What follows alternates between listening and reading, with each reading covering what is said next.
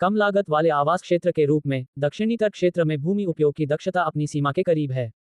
प्रत्येक आवासीय भवन एक विशाल कंक्रीट के खंभे की तरह है।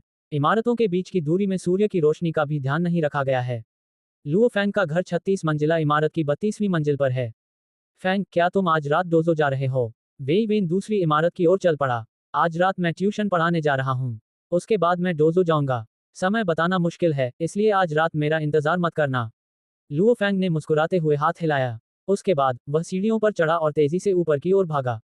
लुओ फैंग हर कदम पर 4-4 कदम उठाता था। वह किसी फुर्तीले तेंदुए की तरह था। पलक झपकते ही वह दूसरी मंजिल पर पहुंच गया। तीसरी मंजिल, चौथी मंजिल। टा टा दौड़ लगा रहा लुओ फैंग बेहद फुर्तीला था। वह कभी कभी सीढ़ियां चढ़ रहे अन्य निवासियों से बच निकलता था। फैंग, स्कूल खत्म हो गया। हाँ अंकल वांग। लुओ फैंग की सांस लेने में कोई गड़बड़ी नहीं थी। डोजो के एक विशिष्ट सदस्य के रूप में ये गति टहलने से कुछ खास अलग नहीं है। अधिकांश निवासियों के अनुसार कम लागत वाले आवास क्षेत्र में लिफ्ट नहीं बनाई गई थी, क्योंकि एक बार लिफ्ट बन जाने के बाद निवासियों को अधिक किराया देना पड़ेगा। दूसरे, आजकल अधिकांश लोगों के लिए दर्जनों सीढ़ियां चढ़ना भी बहुत आसान काम हुआ करता था। उनके लिए किसी आवासीय भवन में लिफ्ट बनवाना एक विलासिता थी। बिजली महंगी है, क्योंकि पूरे शहर की रक्षा प्रणाली बिजली पर निर्भर है। पूरे देश को बिजली की सख्त जरूरत है। 32वीं मंजिल पर कुल 8 परिवार रहते थे। लुओ फैंग का परिवार भी उनमें से एक था। काचा, लुओ फैंग ने अपनी चाबी से दरवाजा खोला। भाई, तुम वापस आ गए। घर के अंदर से एक आवाज आई। हाँ, लुओ फैंग ने दरवाजा बंद किया और पूरे घर का जायजा लिया। उनके घर में एक शयन कक्ष और एक बैठक कक्ष था, जिसका क्षेत्रफल 36 वर्ग मीटर था। वह, उसका भाई और उसके माता पिता, कुल 4 लोग इस 36 वर्ग मीटर के घर में रहते थे। वे जब से होश में हैं, यहीं रह रहे हैं। हुआ, तुम क्या पढ़ रही हो? लुओ फैंग बालकनी की ओर चल पड़ा। बालकनी में एक बीमार, पीला सा दुबला पतला किशोर व्हीलचेयर पर बैठा था। उसके हाथ में एक अंग्रेजी किताब थी। लुओ फैंग ने उस पर एक नजर डाली और हंसते हुए कहा, ओह, ये निवेश गुरु प्राइस के बारे में है। क्या शेयर बाजार के भगवान बफे सबसे प्रसिद्ध निवेश गुरु नहीं है? लुओ फैंग को निवेश या शेयरों के बारे में कुछ भी नहीं पता। बफे मुझे बिल्कुल भी पसंद नहीं है, और प्राइस के सिद्धांत और विचार मेरे विचारों से काफी मिलते जुलते हैं, इसलिए मैं उन्हें संदर्भ के रूप में उपयोग कर सकता हूँ। दुबले पतले युवक ने लुओ फैंग की ओर सिर उठाया और मुस्कुराते हुए कहा। पढ़ना जारी रखें, लुओ फैंग हंसते हुए बोला। अनजाने में ही लुओ फैंग की नजर अपने भाई के पैरों पर पड़ी और उसका दिल दर्द से भर गया। उसके भाई के पैर बचपन में कार से कुचल गए थे। उसकी जांघों से नीचे के पैर पूरी तरह से कुचल गए थे, जिसके कारण वह अपाहिज हो गया था। आज के समाज में विकलांग व्यक्ति के लिए जीवित रहना बहुत तनावपूर्ण है। उसके छोटे भाई को केवल इंटरनेट के माध्यम से ही शिक्षा प्राप्त हो सकती थी। लंबे समय तक धूप में न रहने के कारण छोटे भाई का चेहरा पीला पड़ गया था। साथ ही उसके ज्यादा दोस्त नहीं हैं और आपका छोटा भाई अधिक अंतर्मुखी है। मेरे माता पिता की आमदनी ज्यादा नहीं है और उन्हें मेरा और मेरे छोटे भाई का पालन पोषण करना पड़ता है। मेरा छोटा भाई दिव्यांग है। हमारे परिवार पर बोझ बहुत ज्यादा है, इसलिए हम इस कम किराए वाले मकान में ही रह सकते हैं। मेरा छोटा भाई विकलांग है और समाज से उसका संपर्क बहुत कम है। भविष्य में उसके लिए पत्नी ढूंढना बहुत मुश्किल होगा। टूटे पैरों वाले अपाहिज से कौन शादी करना चाहेगा? मुझे पूरे परिवार का भाग्य बदलना होगा। लुओ फैंग ने मन ही मन सोचा। ऐसा क्यों है कि जू शिन पर मेरा क्रश होने के बावजूद मैंने उसका पीछा नहीं किया या उसके साथ डेट पर नहीं गया? कानून के अनुसार 18 साल की उम्र में शादी की जा सकती है, इसलिए बहुत से लोग हाई स्कूल में डेटिंग करते हैं और हाई स्कूल के बाद शादी कर लेते हैं। हाई स्कूल में डेटिंग न करने वाले लोग बहुत कम होते हैं। मैंने ऐसा क्यों नहीं किया? क्योंकि मेरे पास डेटिंग पर समय बर्बाद करने का समय नहीं है। मेरा परिवार अमीर नहीं है और मेरे पास मार्गदर्शन करने के लिए कोई प्रभावशाली शिक्षक भी नहीं है। मैं केवल अपने दम पर ही निर्भर रह सकता हूँ। लुओ फैंग की नज़र बैठक में रखे पुराने सोफे पर पड़ी। यह एक ऐसा सोफा था जिसे बिस्तर के रूप में भी इस्तेमाल किया जा सकता था। इतने सालों से मेरा 4 लोगों का परिवार इस छोटे से घर में रह रहा है, जिसमें एक ही शयन कक्ष और एक ही बैठक कक्ष है। मैं और मेरा छोटा भाई इकलौते बेडरूम में हैं, लेकिन मेरे माता पिता कई सालों से लिविंग रूम के सोफे पर सोते आ रहे हैं। मुझे अपने माता पिता और भाई को एक बड़े घर में रहने देना होगा, एक ऐसा बड़ा घर जिसमें लिफ्ट हो। मुझे अपने माता पिता और भाई को एक बड़े बिस्तर पर सोने देना होगा। मुझे अपने भाई को हर बार नीचे जाते समय इतनी मेहनत न करने देनी चाहिए। घर में बड़ी बड़ी खिड़कियां होनी चाहिए जिनसे सूरज की रोशनी अंदर आ सके। न जाने कितनी बार लुओ फैंग ने इन शब्दों के बारे में सोचा होगा। इसी वजह से उन्होंने बचपन से ही बहुत मेहनत की। इसी वजह से वह तीसरे हाई स्कूल के 5000 छात्रों में से 3 कुलीन डोजो छात्रों में से एक बन गया। उन तीनों में से केवल वही एक सामान्य परिवार से था। अन्य 2 बच्चे धनी परिवारों के थे। हो टिल्डर की आवाज के साथ नल से लगातार पानी बह रहा था और बिजली की केतली जल्दी से भर गई। चिची टिल्डर। लुओ फैंग ने केतली को प्लग में लगाया और सोफे पर बैठकर अपनी इतिहास की किताब को पकड़े हुए लगातार किताब के महत्वपूर्ण बिंदुओं को याद करता रहा। अचानक बीप, केतली में पानी उबलने लगा। लुओ फैंग ने किताब नीचे रखी और थमस में थोड़ा पानी डाला।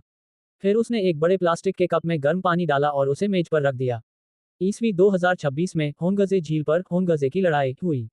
जी हाँ, 2026 में लुओ फेंग ने ऐतिहासिक घटनाओं को एक एक करके याद कर लिया। सभी विषयों में लुओ फेंग गणित में सर्वश्रेष्ठ था। हालांकि उन्हें इतिहास में सबसे ज्यादा रुचि थी, क्योंकि जब भी उन्होंने 21वीं सदी के इतिहास पर नजर डाली, वह भरे बिना नहीं रह सका। यह मानवता की क्रांति का इतिहास है। हुआ, लुओ फेंग अपने भाई के पास गया। भाई, क्या बात है? लू हुआ ने अपने हाथ में रखी किताब नीचे रख दी। इस पुस्तक में कुल 139 महत्वपूर्ण बिंदु हैं। मैंने उन्हें पहले ही चिन्हित कर दिया है, इसलिए आप उनके बारे में पूछ सकते हैं। लुओ फेंग ने अपने हाथ में पकड़ी इतिहास की किताब लुओ हुआ को सौंप दी। इसे लेते ही लुओ हुआ हंसे बिना नहीं रह सका। ठीक है, तुम्हें परखने का मौका तो कभी कभार ही मिलता है। भाई, ध्यान से सुनो, मैं तुमसे एक सवाल पूछने जा रहा हूँ। अगर तुम गलती करोगे तो तुम्हारी बेइज्जती होगी। ठीक है, आगे बढ़ो। लुओ फेंग मुस्कुराते हुए सोफे पर बैठ गया। अपनी शक्ति से उसने यांगीजी नदी में टाइगर हेड ड्रैगन को मार गिराया और लाखों नागरिकों की जान बचाई, जिससे उन्हें सफलतापूर्वक जियांग नान अड्डे पर स्थानांतरित किया जा सका। वह कौन था जिसने स्वयं को बलिदान कर दिया? वह कहां से था? मृत्यु के समय उनकी आयु कितनी थी? घटना की सही तारीख। लू हुआ ने ध्यान से किताब के पन्ने पलटे और एक सवाल पूछा। स्वयं का बलिदान देने वाले डोंग नानबियाओ थे, जिन्हें देश द्वारा 4 सितारा हीरो मेडल से सम्मानित किया गया था। वे मूल रूप से जियांगसू के ताइक्सिंग के रहने वाले थे। जब उनकी मृत्यु हुई तब उनकी उम्र 39 वर्ष थी। घटना की सटीक तिथि ईस्वी सन 2018 होनी चाहिए। लुओ फेंग ने भौहें चढ़ा ली। लुओ हुआ ने पूछे बिना नहीं रह सकी, ईस्वी 2018 की सही तारीख क्या है? हाँ, मुझे लगता है। लुओ फेंग थोड़ा अनिश्चित था, मुझे लगता है कि यह 18 जून था। हाँ, तुमने पहले सवाल का गलत जवाब दिया। लुओ हुआ ने सिर हिलाते हुए कहा, 4 सितारा वीर पदक से सम्मानित डोंग नानबियाओ वास्तव में जियांगसू के ताइक्सिंग के मूल निवासी थे। उनकी मृत्यु के समय उनकी आयु 39 वर्ष थी। हालांकि घटना की सटीक तिथि 16 जून 2018 थी। लुओ फेंग ने अपना सिर पीटते हुए और सिर हिलाते हुए कड़वी हंसी हंसते हुए कहा, 16 और 18 अक्सर गलतियां करते हैं, फिर से पूछो। ठीक है, ध्यान से सुनो। दूसरा सवाल। लू हुआ बहुत उत्साहित लग रही थी। ईस्वी 2023 में डॉट डॉट दोनों भाई सवाल पूछते और जवाब देते रहे और समय तेजी से बीतता चला गया। मैंने इस किताब में दिए गए आधे सवाल पहले ही पूछ लिए हैं। मैंने 68 सवाल पूछे थे और आपने उनमें से 63 के सही और 5 के गलत जवाब दिए। लुओ हुआ ने सिर उठाकर दीवार पर लगी घड़ी की ओर देखा और कहा, माँ और पिताजी वापस आ रहे हैं, इसलिए मैं आपसे आखिरी सवाल पूछ रही हूँ। अगली बार मैं दूसरे से पूछूंगी। एक आखिरी प्रश्न। ठीक है, पूछो। लुओ फैंग बेहद एकाग्रचित था। ये सबसे बुनियादी सवाल है। मुझे महान निर्वाण काल की मुख्य घटनाओं के बारे में बताएं, लुओ हुआ ने कहा। लुओ फैंग का चेहरा थोड़ा गंभीर था। महान निर्वाण काल का इतिहास मानवता की क्रांति का सबसे महत्वपूर्ण हिस्सा था। 21वीं सदी की शुरुआत में पूरी दुनिया में कई इन्फ्लुएंजा वायरस फैले। 2003 में सार्स वायरस से लेकर 2009 में H1N1 वायरस और अंत में 2013 में उससे भी अधिक भयावह आर वायरस का प्रकोप हुआ। आर वायरस के फैलने के साथ साथ यह 20 से अधिक रूपों में विकसित हो गया, जिससे इसके प्रसार को रोकना और भी कठिन हो गया। दुनिया के सभी देशों में मौतें हुई। रोकथाम जारी रहने से महामारी पर नियंत्रण पाया गया। हालांकि जनवरी 2015 में आर वायरस अपने सबसे भयावह रूप में विकसित हो गया, जिसे आर वायरस कहा गया। पहले आर वायरस के वेरिएंट शरीर के तरल पदार्थों के माध्यम से फैलते थे। इनमें से कुछ वेरिएंट पानी के माध्यम से भी फैल सकते थे, लेकिन वे पानी में लंबे समय तक जीवित नहीं रह पाते थे। हालांकि यह आर वायरस शरीर के तरल पदार्थों और पानी के माध्यम से फैल सकता है। सबसे डरावनी बात यह है कि ये हवा के माध्यम से भी फैल सकता है। ये हवा में आश्चर्यजनक रूप से 3 घंटे तक जीवित रह सकता है। जैसे ही आर वायरस सामने आया, ये तेजी से पूरी दुनिया में फैल गया। दुनिया में मौजूद सभी जीव, चाहे वह मनुष्य हों, पक्षी हों या जानवर हों, जब तक उन्हें सांस लेने की जरूरत है, वे आर वायरस से संक्रमित हैं। जब इंसानों को आर वायरस के अस्तित्व का पता चला, तब तक बहुत देर हो चुकी थी। आर वायरस संक्रमण के बाद मृत्यु दर बेहद अधिक है, जो लगभग 30% तक पहुंच गई है। घटना के बाद के आंकड़ों के अनुसार महज 3 महीनों में बड़ी संख्या में जानवरों की मौत के अलावा दुनिया की आबादी में लगभग 2 अरब की गिरावट आई। ये 3 महीने किसी बुरे सपने की तरह थे। विश्वभर के वैज्ञानिक इस वायरस के सामने बेबस थे। लगभग 5 अरब लोगों में से जो जीवित बचे, उनके शरीर में स्वाभाविक रूप से एंटीबॉडी का उत्पादन हुआ। इन भयावह 3 महीनों के बाद दुनिया अंतहीन शोक में डूब गई। लुओ फैंग ने धीरे धीरे कहा, इस प्रक्रिया के दौरान 5 अरब जीवित बचे मनुष्यों ने पाया कि उनके शरीर बेहतर हो गए थे। लगभग हर इंसान की ताकत, गति, कोशिका गतिविधि और त्वचा की कठोरता दोगुनी से भी अधिक हो गई थी। पहले तो एक आम आदमी भी आसानी से भारोत्तोलन और 100 मीटर दौड़ के विश्व रिकॉर्ड तोड़ सकता था। हालांकि आपदा शुरू हो गई। आरामदायक जीवन जीने वाले मनुष्यों की शारीरिक स्थिति में इतना अधिक सुधार हो गया है। आर वायरस से बचे हुए पक्षी और जानवर प्रकृति के उस सिद्धांत का पालन करते आए हैं जिसमें सबसे योग्य ही जीवित रहता है। इस बार शारीरिक परिवर्तनों ने विभिन्न पक्षियों और जानवरों की ताकत को मनुष्यों की तुलना में कहीं अधिक अद्भुत बना दिया है। और कुछ भयानक राक्षसों में तो बुद्धिमत्ता भी होती है। सितंबर 2015 में समुद्र में मौजूद अनगिनत जीवों के हमले के साथ अनगिनत पक्षी और जानवर राक्षसों में परिवर्तित हो गए और मानव बस्तियों पर हमला करना शुरू कर दिया। बेहद पागलपन। मनुष्यों और राक्षसों के बीच युद्ध में लोगों को ये जानकर आश्चर्य हुआ कि जिन शक्तिशाली हथियारों पर वे हमेशा गर्व करते थे, वे केवल कुछ निम्न स्तर के राक्षसों पर ही काम करते थे। और शक्तिशाली पक्षी और जानवर गोलियों और तोपखाने से बिल्कुल भी नहीं डरते थे। गोलियां उनके शरीर पर लगी, लेकिन वे उनकी त्वचा की परतों को भी भेद नहीं पाईं। तेज प्रतिक्रिया और गति वाले राक्षसों ने मिसाइल हमले को आसानी से टाल दिया। अगर इंसान परमाणु बमों का इस्तेमाल करके हमला भी करते, तो उन्हें ये देखकर हैरानी होती कि राक्षसों की रक्षा प्रणाली बहुत मजबूत थी। परमाणु बम हमले की सीमा के मुख्य क्षेत्र में ही बड़ी संख्या में राक्षस मारे गए और बड़े क्षेत्र में राक्षस नहीं मरे। परमाणु बमों की शक्ति उतनी नहीं थी जितना मनुष्य सोचते थे। हालांकि परमाणु विकिरण ने कई राक्षसों को मार डाला, लेकिन इसने और भी भयानक राक्षसों को जन्म दिया।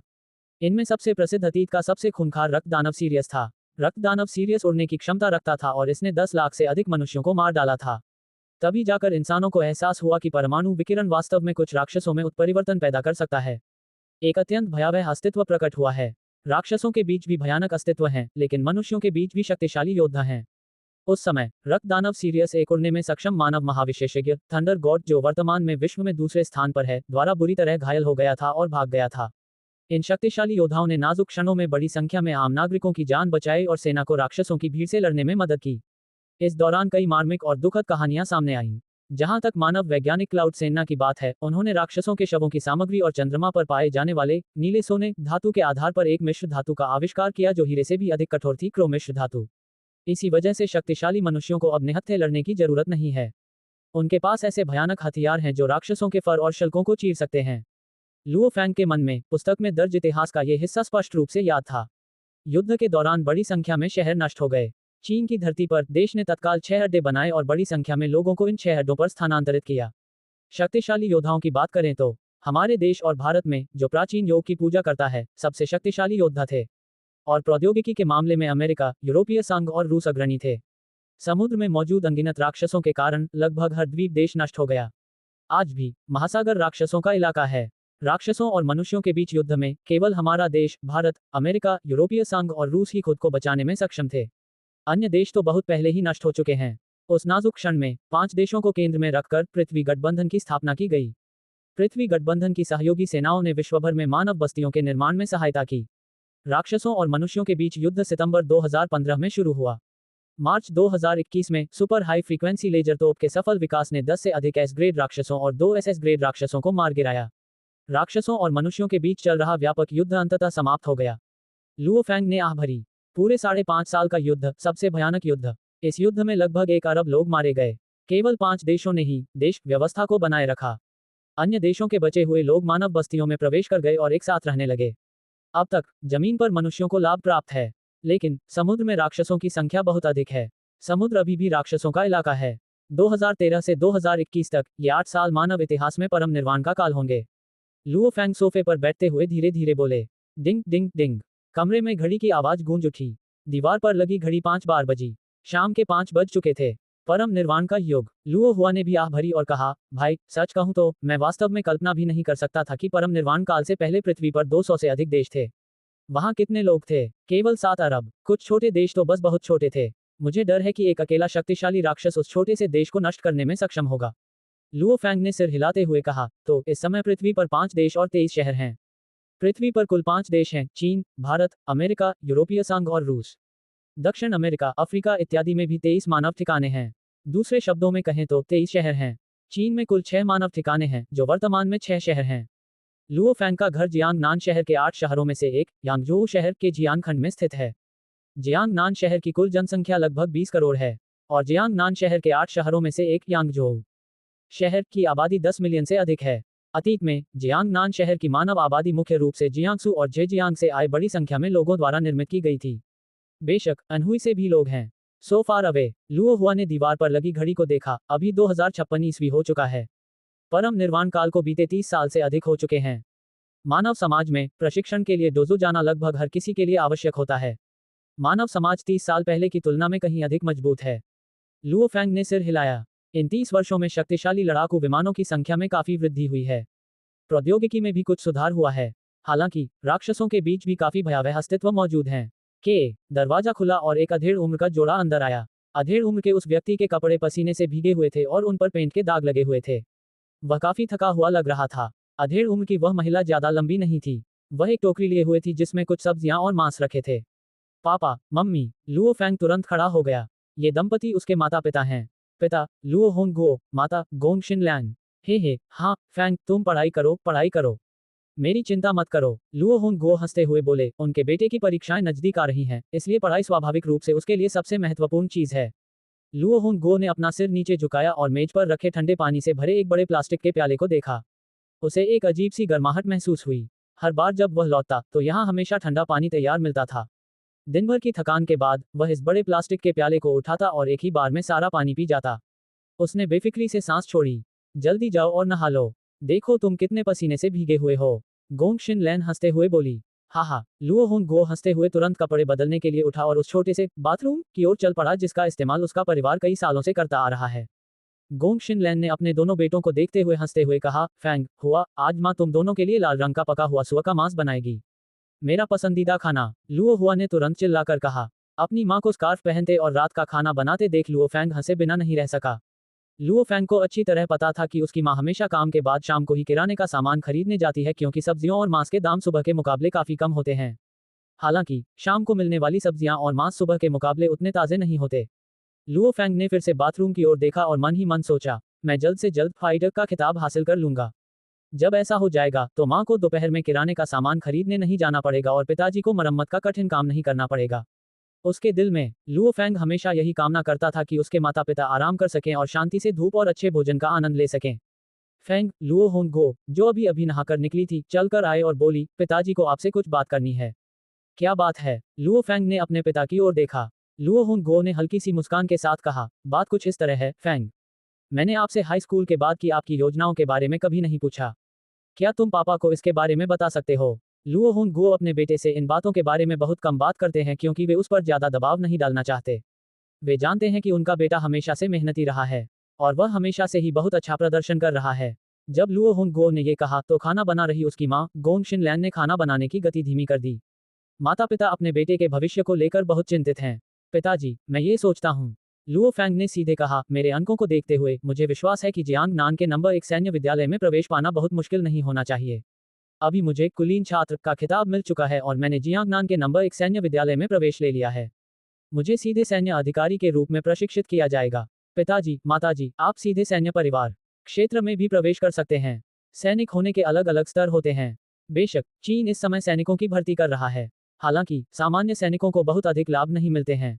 और अगर आप इतनी कम उम्र में कुलीन छात्र बन सकते हैं और जियांगनान के नंबर 1 सैन्य विद्यालय में प्रवेश पा सकते हैं, आपको कलम और तलवार दोनों का उस्ताद माना जा सकता है। देश निश्चित रूप से आपके प्रशिक्षण पर ध्यान केंद्रित करेगा। देश आपको सैन्य परिवार क्षेत्र में सीधे तौर पर एक घर उपलब्ध कराएगा। किसी सैन्य अधिकारी के परिवार के सदस्य के लिए बना घर स्वाभाविक रूप से इस सस्ते घर से 100 गुना बेहतर होगा। तो फिर क्या होगा अगर तुम जियांगनान के नंबर 1 सैन्य विद्यालय में दाखिला नहीं ले पाए? लुओ होंगगो ने कहा, फैंग, खुद पर ज्यादा दबाव मत डालो। जियांगनान शहर में कुल 2 सैन्य विद्यालय हैं।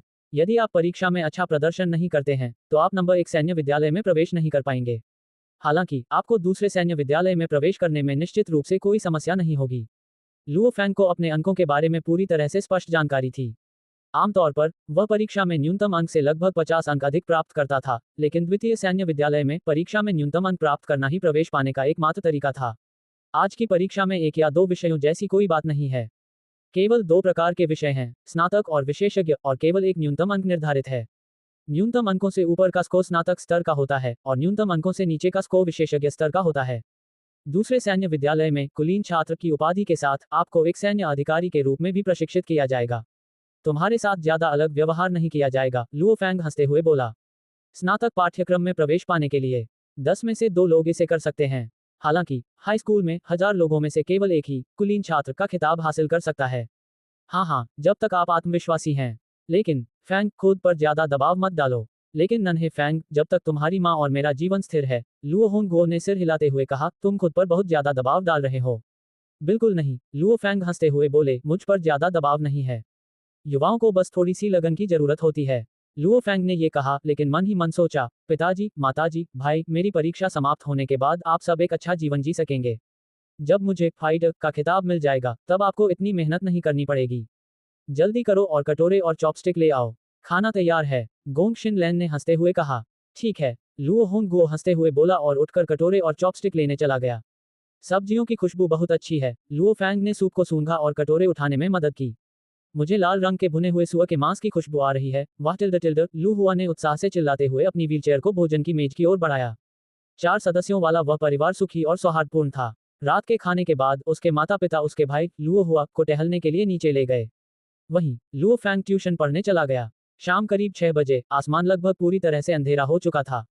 ट्यूशन पढ़ाने का ये काम अब यहीं खत्म करना होगा। लुओ फैंग एक तेंदुए की तरह फुर्ती और तेजी से गलियों से गुजर रहा था। लुओ फैंग एक तेंदुए की तरह फुर्ती से गलियों में आगे बढ़ रहा था। उसके सामने एक बंद गली थी, लेकिन लुओ फैंग ने छलांग लगाई और सीधे 2 मीटर से अधिक हवा में उड़ गया। उसका बायां हाथ दीवार के ऊपरी हिस्से को हल्के से छूते ही थोड़ी सी ताकत से वह दूसरी गली में पहुंच गया।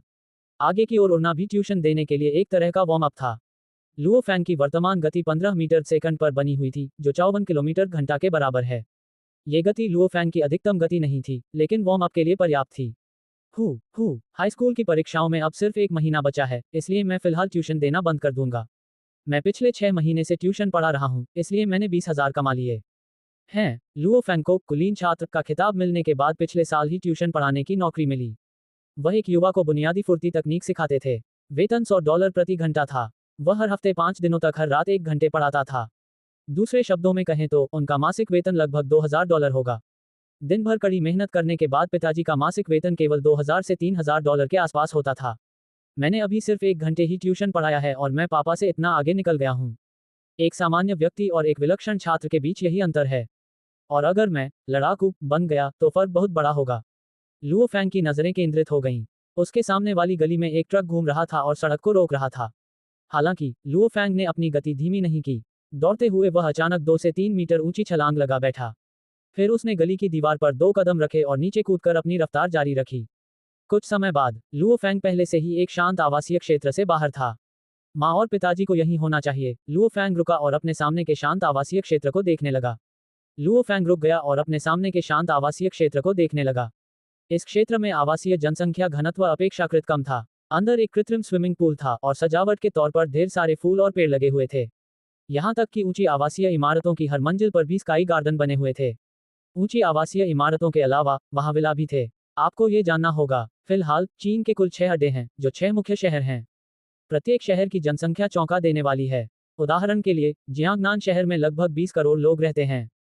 स्वाभाविक रूप से जमीन की बहुत कमी थी। एक के ऊपर एक बने विला और टाउनहाउस दोनों ही बहुत दुर्लभ थे और उनकी कीमतें बहुत अधिक थीं। जहां तक अधिक भव्य अलग थलग विला की बात है, उन्हें भारी विलासिता कर का भुगतान करना होगा। सेक्टर के प्रवेश द्वार पर खड़े होकर लुओ फैंग ने सुरक्षा गार्ड से कहा, मैं ब्लॉक 18/1801 में जा रहा हूं।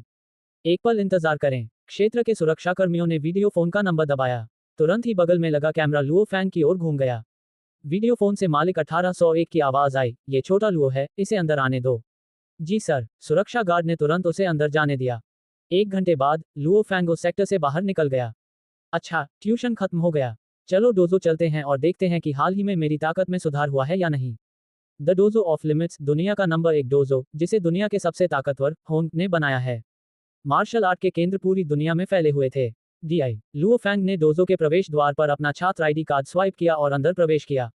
द डोजो ऑफ लिमिट्स एक विशालकाय राक्षस की तरह था। इसका क्षेत्रफल एक हाई स्कूल से भी बड़ा था। डोजो का मुख्य प्रवेश द्वार इतना चौड़ा था कि एक ही समय में 10 कारें अंदर जा सकें। डोजो के अंदर चांदी सफेद रंग की 3 बड़ी इमारतें थीं जो 3 अंतरिक्ष यानों जैसी दिखती थीं। वरिष्ठ नमस्कार वरिष्ठ। डोजो की ओर जाने वाली सड़क पर घास पर बड़ी संख्या में डोजो के छात्र मौजूद थे। जब इन छात्रों ने लुओ फैंग की छाती पर विशिष्ट छात्र पहचान पत्र देखा तो वे तुरंत सम्मानपूर्वक व्यवहार करने लगे। डोजो के अंदर 3 बड़ी इमारतें थीं, शुरुआती छात्रों के लिए इमारत, मध्यवर्ती छात्रों के लिए इमारत और उन्नत छात्रों के लिए इमारत। उन्नत छात्र भवन की पहली और दूसरी मंजिलें दोनों विशाल व्याख्यान कक्ष थे। इनमें से प्रत्येक विशाल व्याख्यान कक्ष में हजारों लोग बैठ सकते थे। डोजो के सभी प्रशिक्षक और शिक्षक इन्हीं बड़े व्याख्यान कक्षों में पढ़ाते थे। डोजो ऑफ लिमिट्स में लगभग 30,000 से 40,000 छात्र थे। आप केवल 16 वर्ष की आयु में ही डोजो के छात्र बन सकते हैं। 30 वर्ष की आयु के बाद डोजो में अध्ययन के लिए आना वर्जित है। डोजो में लगभग कुछ 100 उन्नत छात्र थे। उनमें से अधिकतर की उम्र लगभग 20 वर्ष थी और लुओ फैंग की उम्र केवल 18 वर्ष थी। नमस्कार वरिष्ठ। लुओ फैंग ने सम्मानपूर्वक अभिवादन सुनते हुए उन्नत छात्र भवन की तीसरी मंजिल में प्रवेश किया। ये वह स्थान था जहां केवल उन्नत छात्र ही प्रवेश कर सकते थे। तीसरी मंजिल पर लगभग 100 मीटर चौड़े विशाल प्रशिक्षण हॉल में लगभग 1 दर्जन लोग मौजूद थे। पागल आदमी, पागल, तुम यहाँ हो। बड़े प्रशिक्षण हॉल में प्रवेश करने के बाद लगभग 1 दर्जन उन्नत छात्रों ने उत्साहपूर्वक उनका अभिवादन किया। भाई वांग, भाई यांग, बहन ली, लुओ फेंग हंसते हुए चिल्लाया। इन बड़े भाइयों और बहनों को देखकर उसके दिल में एक अलग ही गर्माहट सी महसूस हुई। ये लगभग 1 दर्जन लोग 20 वर्ष से अधिक आयु के थे। स्वाभाविक रूप से लुओ फेंग सबसे छोटा था। बेशक जियांग क्षेत्र के डोजो ऑफ लिमिट्स में उन्नत छात्र केवल ये दर्जन भर छात्र ही नहीं हैं। कुल मिलाकर 100 से अधिक उन्नत छात्र हैं। हालांकि पढ़ाने के लिए शिक्षक न होने के कारण अधिकांश लोग आने में बहुत आलसी होते हैं। जब तक उनका परिवार गरीब न हो और उनके पास प्रशिक्षण लेने के लिए कोई जगह न हो, तभी वे प्रशिक्षण के लिए डोजो के प्रशिक्षण कक्ष में आएंगे। जहां तक अमीरों की बात है, उनके पास आमतौर पर अपना विशेष प्रशिक्षण कक्ष होता था। इसलिए ये लगभग 1 दर्जन लोग सस्ते किराए के मकानों में रहते हैं। क्योंकि वे सभी गरीब हैं, इसलिए स्वाभाविक रूप से उन्होंने एक छोटा समूह बना लिया।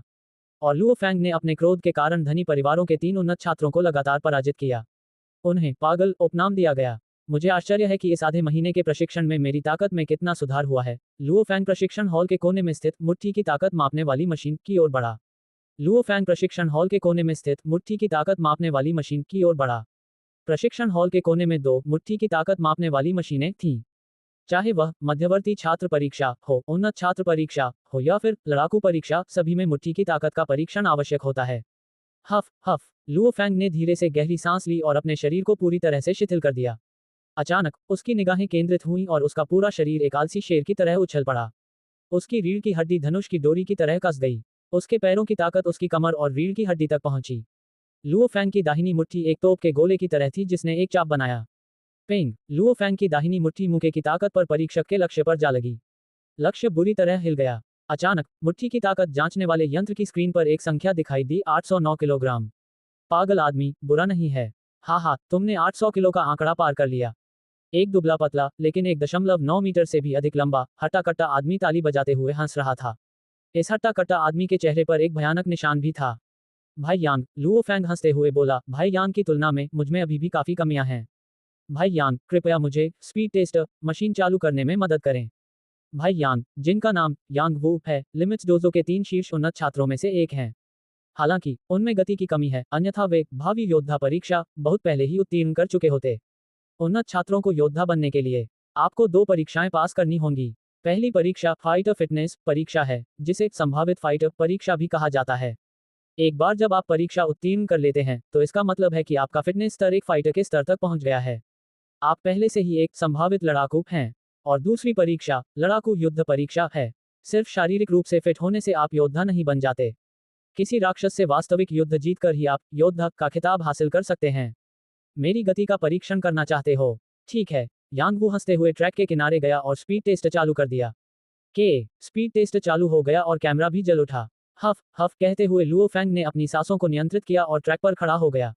ट्रैक 60 मीटर लंबा था और स्पीड टेस्ट के सबसे नजदीक का क्षेत्र ही स्पीड टेस्टिंग क्षेत्र कहलाता है। लुओ फेंग ने अचानक बल प्रयोग किया। वूश, पलक झपकते ही लुओ फेंग अपनी अधिकतम गति पर पहुंच गया। उसने अपने दोनों पैरों से जमीन पर जोरदार प्रहार किया, जिससे एक ऐसी शक्ति उत्पन्न हुई कि उसका पूरा शरीर तीर की तरह तेजी से आगे बढ़ा। हवा के एक झोंके के साथ लुओ फेंग शुआ की आवाज करते हुए गति परीक्षक के क्षेत्र से आगे निकल गया। उसके बाद लुओ फेंग ने स्वाभाविक रूप से अपनी गति धीमी कर दी और रुक गया। कितने? लुओ फेंग हंसते हुए पास आया। हे, कमाल है, पिछली बार से तुमने काफी सुधार कर लिया है। बुरा नहीं, बुरा नहीं। भाई यांग ने स्पीड टेस्ट स्क्रीन पर प्रदर्शित संख्या को देखकर हैरानी जताई और चिल्लाकर कहा, खुद आकर देख लो। लुओ फेंग चलकर पास आया और स्क्रीन पर दिख रहा नंबर था 23.8 मिलीसेकंड। इतना खराब भी नहीं। लुओ फेंग ज्यादा खुश नहीं था। फाइटर फिटनेस लेवल परीक्षा, जिसे भावी फाइटर परीक्षा भी कहा जाता है, में कुल 3 टेस्ट होते हैं। इनमें ताकत, मुट्ठी की ताकत, गति और प्रतिक्रिया की गति शामिल हैं। प्रतिक्रिया की गति के मामले में लुओ फेंग बहुत प्रतिभाशाली है। फिलहाल वह एक लड़ाकू बनने की सभी आवश्यकताओं को मुश्किल से ही पूरा करता है। तथापि शारीरिक शक्ति, मुट्ठी की ताकत के लिए भावी लड़ाकू परीक्षा उत्तीर्ण करने की न्यूनतम सीमा 900 किलोग्राम है। गति के लिए भावी लड़ाकू विमान परीक्षा उत्तीर्ण करने की न्यूनतम सीमा 25 मीटर सेकंड है। यानी 100 मीटर की दूरी 4 सेकंड में तय करना। अपनी ताकत बढ़ाना दिन ब दिन कठिन होता जा रहा है, लुओ फेंग ने सोचा। 23.8 मीटर सेकंड से 25 मीटर सेकंड तक, इसमें शायद 1 साल लग जाएगा। और अपनी मुट्ठी की ताकत को 809 किलो से बढ़ाकर 900 किलो करने में शायद और भी ज्यादा समय लगेगा। अगर मुझे फाइटर का खिताब हासिल करना है तो शायद मुझे विश्वविद्यालय में दाखिला लेने तक इंतजार करना पड़ेगा। अगर अगर मैं फिर से बेहोश हो जाऊं, तब शायद मेरी शारीरिक फिटनेस का स्तर एक फाइटर की आवश्यकताओं को पूरा कर लेगा। बेशक वह जिस कोमा की कामना कर रहा है, उसका मतलब पीट पीट कर कोमा में पहुंचाना नहीं है। सिरदर्द होना और बेहोश हो जाना। लुओ फैंग को सिरदर्द हो रहा है। उसे हर रोज सिरदर्द होता था, लेकिन वह उसे सहन कर लेता था। और जब सिरदर्द असहनीय हो जाता था, तो वह बेहोश हो जाता था।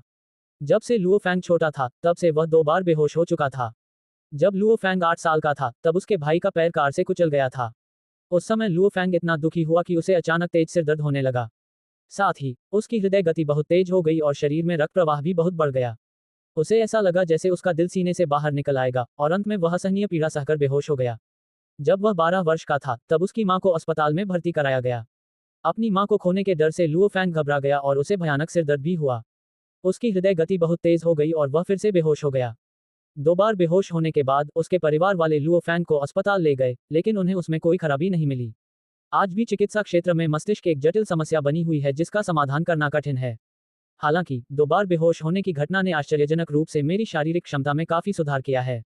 लुओ फैंग को इसकी बहुत उम्मीद थी। जब मैं 2 बार बेहोश होने के बाद जागा, तो मेरी ताकत, गति और प्रतिक्रिया में स्पष्ट रूप से बहुत वृद्धि हुई थी। इससे मुझे सीधे मध्यवर्ती छात्र परीक्षा उत्तीर्ण करने और 16 वर्ष की आयु में डोजो में प्रवेश करते समय मध्यवर्ती छात्र की उपाधि प्राप्त करने में मदद मिली। मेरी मजबूत नींव के कारण मैंने 17 वर्ष की आयु में कुलीन छात्र का खिताब प्राप्त किया। अगर मैं दोबारा बेहोश हो जाऊं, तो मेरी ताकत निश्चित रूप से फिर से बढ़ जाएगी।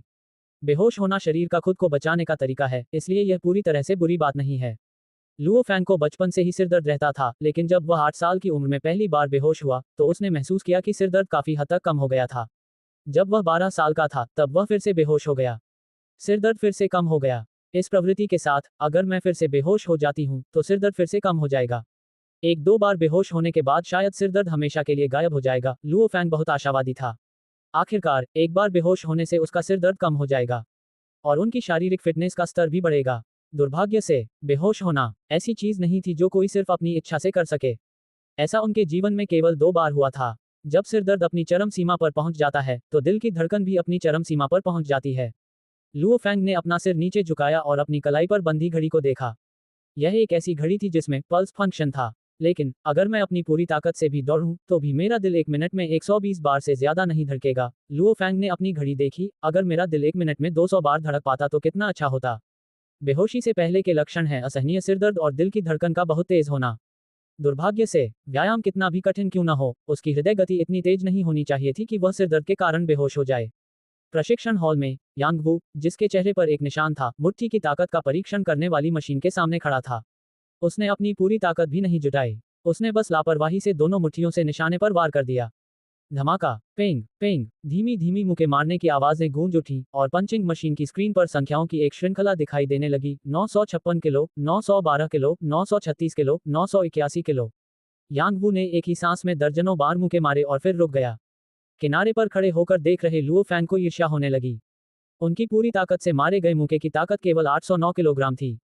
अगर भाई यांग लगातार मुक्के मारते रहें, तो प्रत्येक मुक्के की ताकत 700 किलोग्राम से अधिक होना काफी अच्छा होगा। भाई यांग, मेरी पूरी ताकत से मारा गया मुक्का कब तुम्हारे साधारण मुक्के जितनी ताकतवर होगा? ये बहुत अच्छा होगा, लुओ फैंग ने बगल में हंसते हुए कहा।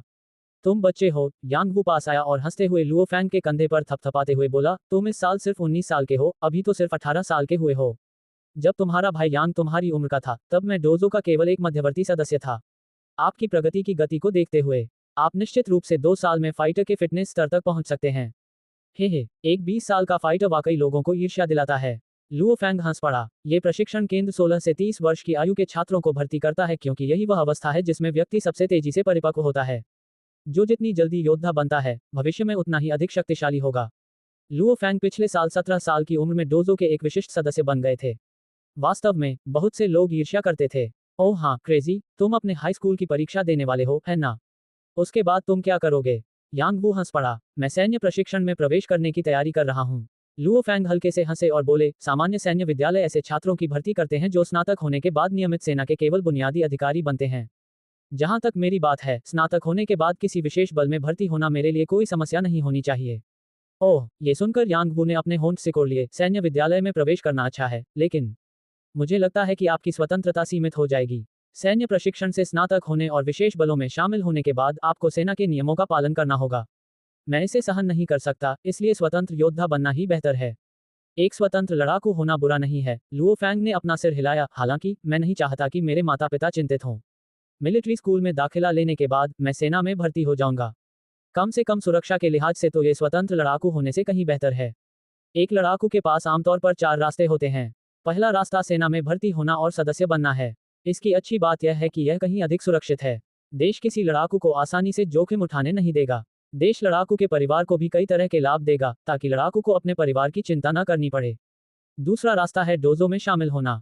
इस डोजो की प्रबंधन प्रणाली अपेक्षाकृत लचीली है, इसलिए यह अपेक्षाकृत लचीले समूह से संबंधित है। डोजो ऑफ लिमिट्स की स्थापना दुनिया के सबसे ताकतवर फाइटर होंग ने की थी। डोजो ऑफ लिमिट्स का फाइटर बनने के बाद कई फायदे मिलते हैं। तीसरा रास्ता किसी निगम, किसी परिवार, किसी बड़ी शक्ति आदि से जुड़ना और भाड़े का गुंडा बनना है।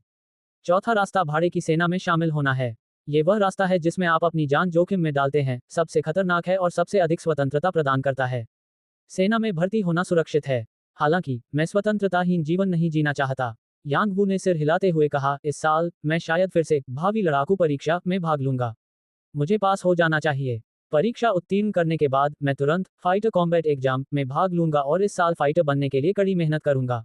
लुओ फैंग की आंखों में चमक आ गई। भाई यांग, क्या आपको भावी योद्धा परीक्षा उत्तीर्ण करने का पूरा भरोसा है? हाँ, यांग वू हंसा। मैंने तीनों फिटनेस टेस्ट पास कर लिए हैं, मुक्केबाजी की ताकत और रिफ्लेक्स।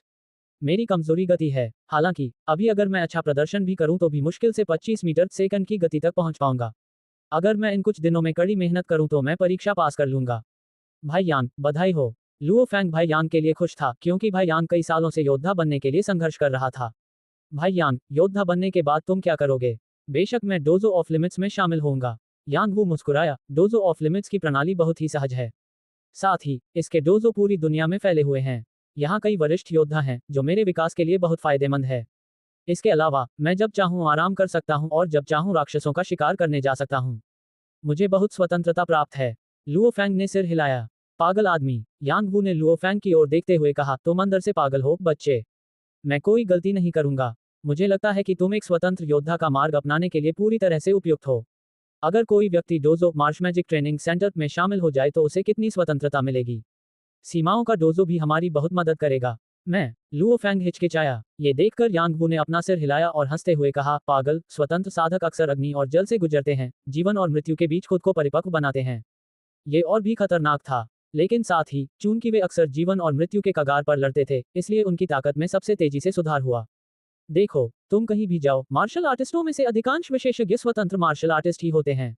रात में स्ट्रीट लाइटें जल रही थीं। लिमिट्स डोजो से निकलकर लुओ फैंग चुपचाप अकेले फुटपाथ पर चलने लगा।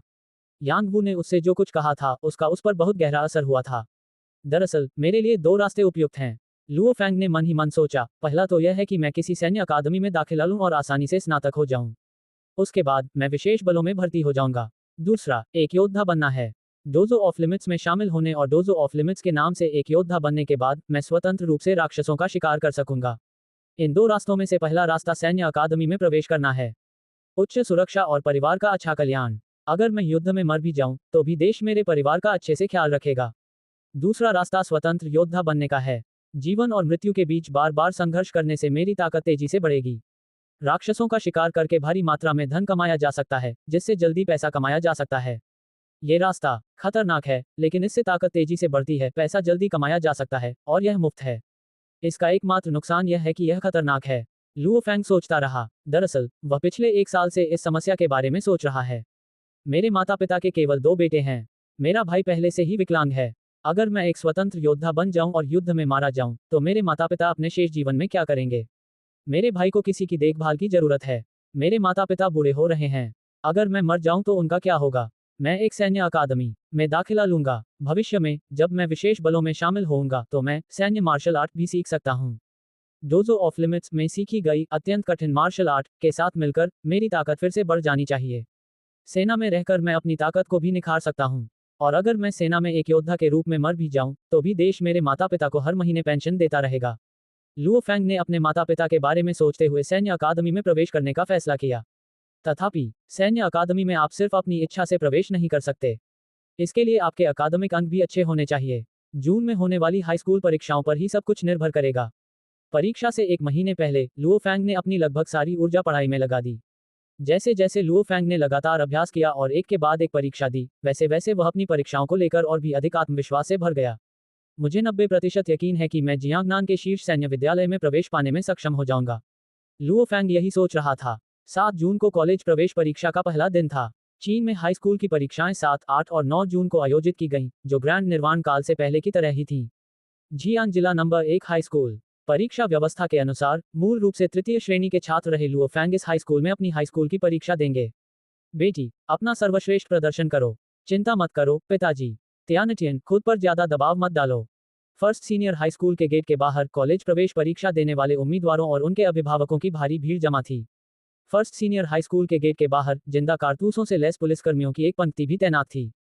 छोटे फैंग, परीक्षा के दौरान तुम्हें आराम करना होगा। अगर हमारा परिवार शीर्ष सैन्य अकादमी में प्रवेश नहीं पा सकता है, तो दूसरी सैन्य अकादमी भी ठीक है। आराम करो, पिता लुओ होंगगो ने अपने बेटे की ओर देखकर मुस्कुराते हुए कहा। लुओ फैंग मुस्कुराया और सिर हिलाया। बीप बीप कार के हॉर्न की तेज आवाज के साथ एक शाही अंदाज से भरपूर काली मर्सिडीज बेंज S600 कई पुलिस मोटरसाइकिलों के साथ धीरे धीरे प्रथम हाई स्कूल के गेट की ओर बढ़ी। आसपास मौजूद परीक्षार्थियों के माता पिता तुरंत एक तरफ हट गए, उनकी निगाहें कार पर टिकी हुई थीं। नवीनतम मर्सिडीज बेंज S600 1.6 सेकंड में 100 किलोमीटर घंटा की रफ्तार पकड़ सकती है और इसकी अधिकतम गति 500 किमी घंटा तक पहुंच सकती है। बेशक ये प्रदर्शन कुछ खास नहीं था। मर्सिडीज बेंज S600 एक ऐसा ब्रांड था जो ग्रैंड निर्वाण काल से चला आ रहा था। इसका इतिहास ही लोगों को सबसे ज्यादा आकर्षित करता था। 3 लोग मर्सिडीज बेंज S600 से उतरे और बातें करते और हंसते हुए स्कूल के गेट की ओर चल पड़े। बाईं ओर गंजा व्यक्ति हमारे जियान जिले के पुलिस स्टेशन का प्रमुख झांग है। दाईं ओर वाले व्यक्ति शिक्षा ब्यूरो के निदेशक लियू हैं, है ना? बीच में खड़ा व्यक्ति परीक्षा स्थल की सुरक्षा का प्रभारी मार्शल आर्टिस्ट होना चाहिए। परीक्षा कक्ष के बाहर बड़ी संख्या में अभिभावक और परीक्षार्थी एक गर्मागर्म बहस में मशगूल थे। उनकी निगाहें ज्यादातर बीच में बैठे व्यक्ति पर टिकी थीं। उनकी निगाहें उत्साह, श्रद्धा और जिज्ञासा से भरी हुई थीं। फिलहाल मनुष्यों और राक्षसों के बीच युद्ध अभी भी जारी था। आम लोगों को शहर की सीमाओं से बाहर जाने की मनाही थी, जबकि मार्शल आर्टिस्ट ऐसे प्राणी थे जो राक्षसों से आमने सामने की लड़ाई लड़ सकते थे।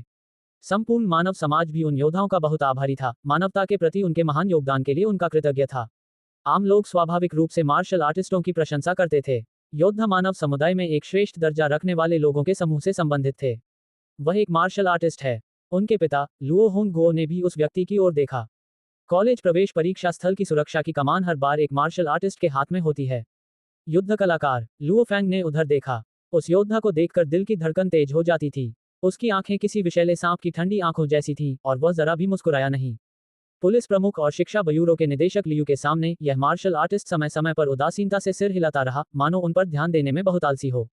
निकट भविष्य में मैं भी फाइटर की उपाधि प्राप्त करूंगा, लुओ फैंग ने मन ही मन सोचा। काका, फर्स्ट सीनियर हाई स्कूल का गेट धीरे धीरे खुला।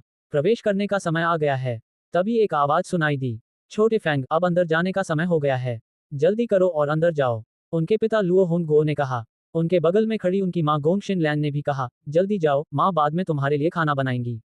तुम्हारे पापा और भाई यहाँ तुम्हारे परीक्षा खत्म होने का इंतजार करेंगे। हाँ, लुओ फैंग मुस्कुराया और सिर हिलाया। भाई, लुओ हुआ अपनी व्हीलचेयर पर बैठे हुए थे और मुस्कुराते हुए लुओ फैंग की ओर मुट्ठी उठाते हुए बोले, तुम्हें अपना सर्वश्रेष्ठ प्रदर्शन करना होगा। अपना सर्वश्रेष्ठ प्रदर्शन करो। लुओ फैंग ने भी अपनी मुट्ठी उठाई। उसके बाद लुओ फैंग मुड़कर परीक्षार्थियों की भीड़ में शामिल हो गया। निरीक्षण पूरा करने के बाद वह एक एक करके स्कूल के गेट से अंदर चला गया। परीक्षा कक्ष में परीक्षक द्वारा जांच के लिए परीक्षा पहचान पत्र और परीक्षा पहचान पत्र मेज के ऊपरी दाहिने कोने पर रखे गए थे। इसके बाद परीक्षा प्रश्न पत्र वितरित किए गए। 2056 जियांगनान सिटी कॉलेज प्रवेश परीक्षा परीक्षा पत्र के शीर्ष पर स्पष्ट रेखा। पहली परीक्षा विज्ञान की परीक्षा है। अपने सामने रखे परीक्षा पत्र को देखते हुए लुओ फैंग ने उस पर एक नजर डाली और फिर आखिरी कुछ बड़े सवालों को देखा। ऐसा लग रहा था जैसे उसने इन्हें पहले भी देखा हो। इस बार के सवाल ज्यादा कठिन नहीं होने चाहिए। यदि प्रश्न कठिन नहीं होंगे तो मेरे लिए विज्ञान में अपनी योग्यता का लाभ उठाना मुश्किल होगा, इसलिए मैं केवल प्रश्नों के उत्तर सावधानीपूर्वक दूंगा और अंक न खोने की पूरी कोशिश करूंगा। लुओ फैंग ने तुरंत लिखना शुरू कर दिया। कॉलेज प्रवेश परीक्षा में 3 परीक्षाएं थीं, विज्ञान परीक्षा, उदार कला परीक्षा और अंतिम गणित परीक्षा। प्रत्येक परीक्षा के लिए अधिकतम अंक 250 हैं, इसलिए कुल अंक 750 हैं। विज्ञान की परीक्षा में भौतिक विज्ञान, रसायन विज्ञान और जीव विज्ञान शामिल होते हैं। लिबरल आर्ट्स की परीक्षा भाषा, इतिहास, राजनीति और भूगोल का संयोजन है। गणित की परीक्षा स्वाभाविक रूप से गणित से संबंधित थी। मानवता के महान निर्वाण काल के बाद, विशेष रूप से मनुष्यों और राक्षसों के बीच निरंतर युद्धों के कारण, मनुष्यों ने प्रौद्योगिकी और मार्शल आर्ट पर बेताब होकर शोध किया। इससे सभी को गणित का महत्व स्पष्ट रूप से समझ में आ गया। कंप्यूटर, जीव विज्ञान और भौतिकी के क्षेत्रों में बड़ी उपलब्धियां हासिल करने की इच्छा रखने वाले किसी भी व्यक्ति को गणित में एक ठोस आधार की आवश्यकता होती है। इसलिए शिक्षा प्रणाली में गणित का बहुत उच्च स्थान था। लुओ फैंग कला में थोड़ा कमजोर है, लेकिन गणित में उसे बहुत बड़ा फायदा है। 7 जून को विज्ञान की परीक्षा है। 8 जून को लिबरल आर्ट्स की परीक्षा है। देखते ही देखते 9 जून आ गई। परीक्षा कक्ष में गणित की परीक्षा के प्रश्न पत्र अभी अभी बांटे गए थे। ये गणित की परीक्षा है। लुओ फैंग ने गहरी सांस ली। विज्ञान की परीक्षा कठिन नहीं है, लेकिन मुझे इसमें अच्छा प्रदर्शन करने की उम्मीद है। मैं लिबरल आर्ट्स की परीक्षा में भी अच्छा प्रदर्शन करूंगा। दूसरे शब्दों में, मुझे विज्ञान और कला दोनों विषयों की परीक्षाओं में अच्छा प्रदर्शन करने में सक्षम होना चाहिए। अगर मैं गणित की परीक्षा में ज्यादा गड़बड़ नहीं करता, तो मुझे जियांगनान की शीर्ष सैन्य अकादमी में प्रवेश अवश्य मिल जाएगा। कड़ी मेहनत करो। खुद को प्रोत्साहित करने के बाद लुओ फैंग ने अपना सिर नीचे किया और सवालों के जवाब देना शुरू कर दिया। पूरा परीक्षा कक्ष शांत था। कई छात्र भौहें चढ़ाए बैठे थे। स्पष्ट था कि प्रश्न काफी कठिन थे। हर साल होने वाली कॉलेज प्रवेश परीक्षा में गणित के प्रश्नों का स्तर कम नहीं होता है। आखिरकार ये भविष्य के शोधकर्ताओं के चयन के लिए ही तो है। ये तो काफी कठिन है। लुओ फैंग को भी प्रश्नों की कठिनाई का एहसास हुआ। ये पिछले साल से भी ज्यादा कठिन है। लेकिन जितना कठिन होगा उतना ही अच्छा होगा। अगर सवाल सरल होते तो गणित में उससे भी कमजोर छात्रों को शायद 220 अंक मिल जाते। उसे शायद सिर्फ 230 अंक ही मिलते। उसका लाभ बहुत कम था। हालांकि अगर प्रश्न कठिन थे, उसे शायद केवल 210 अंक ही मिलें, लेकिन उससे भी खराब प्रदर्शन करने वालों को शायद केवल 150 अंक ही मिलें। यह एक बहुत बड़ा लाभ होगा। पीए, एक तीखी आवाज सुनाई दी। परीक्षा निरीक्षक ने तुरंत देखा कि एक छात्र ने अपने हाथ में बॉल पॉइंट पेन तोड़ दिया। छात्र ने भौहें चढ़ाईं और दांत भींच लिए। उसने अपना सिर नीचे कर लिया और परीक्षा की ओर घूरने लगा। स्पष्ट था कि गणित का ये प्रश्न बहुत कठिन था। उसके बाद उस छात्र ने अपने हाथ में मौजूद टूटी हुई कलम को एक तरफ फेंक दिया और परीक्षा के उत्तर देना जारी रखने के लिए दूसरी बॉल पॉइंट कलम निकाल ली। छात्रों के चेहरे के भाव देखकर लगता है कि इस साल की गणित की परीक्षा बहुत कठिन होने वाली है, निरीक्षक ने मन ही मन सोचा। वास्तव में परीक्षा कक्ष में लगभग सभी लोग माथे पर शिकन लिए हुए थे और गहन सोच में डूबे हुए थे। कई छात्र इतने चिंतित थे कि वे रोने लगे। जो छात्र पहले से ही गणित में कमजोर थे, उन्हें ऐसा लगा जैसे वे इस प्रश्न का उत्तर नहीं दे सकते, उस प्रश्न का उत्तर नहीं दे सकते, तीसरे प्रश्न का उत्तर नहीं दे सकते। इस परीक्षा को देखने के बाद छात्र लगभग बेहोश हो गए। 1 घंटे बाद परीक्षा कक्ष में गणित की परीक्षा कुल 2.5 घंटे चली। इस समय तक लुओ फैंग ने बहुविकल्पीय और रिक्त स्थान भरने वाले प्रश्न हल कर लिए थे।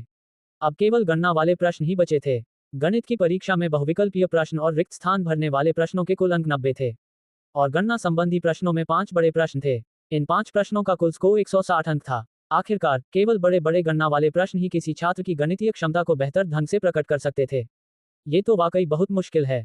मैं तो रिक्त स्थान भरने वाले 2 प्रश्न भी हल नहीं कर पाया। लुओ फैंग ने गहरी सांस ली। अब आगे गणना वाले प्रश्न हैं।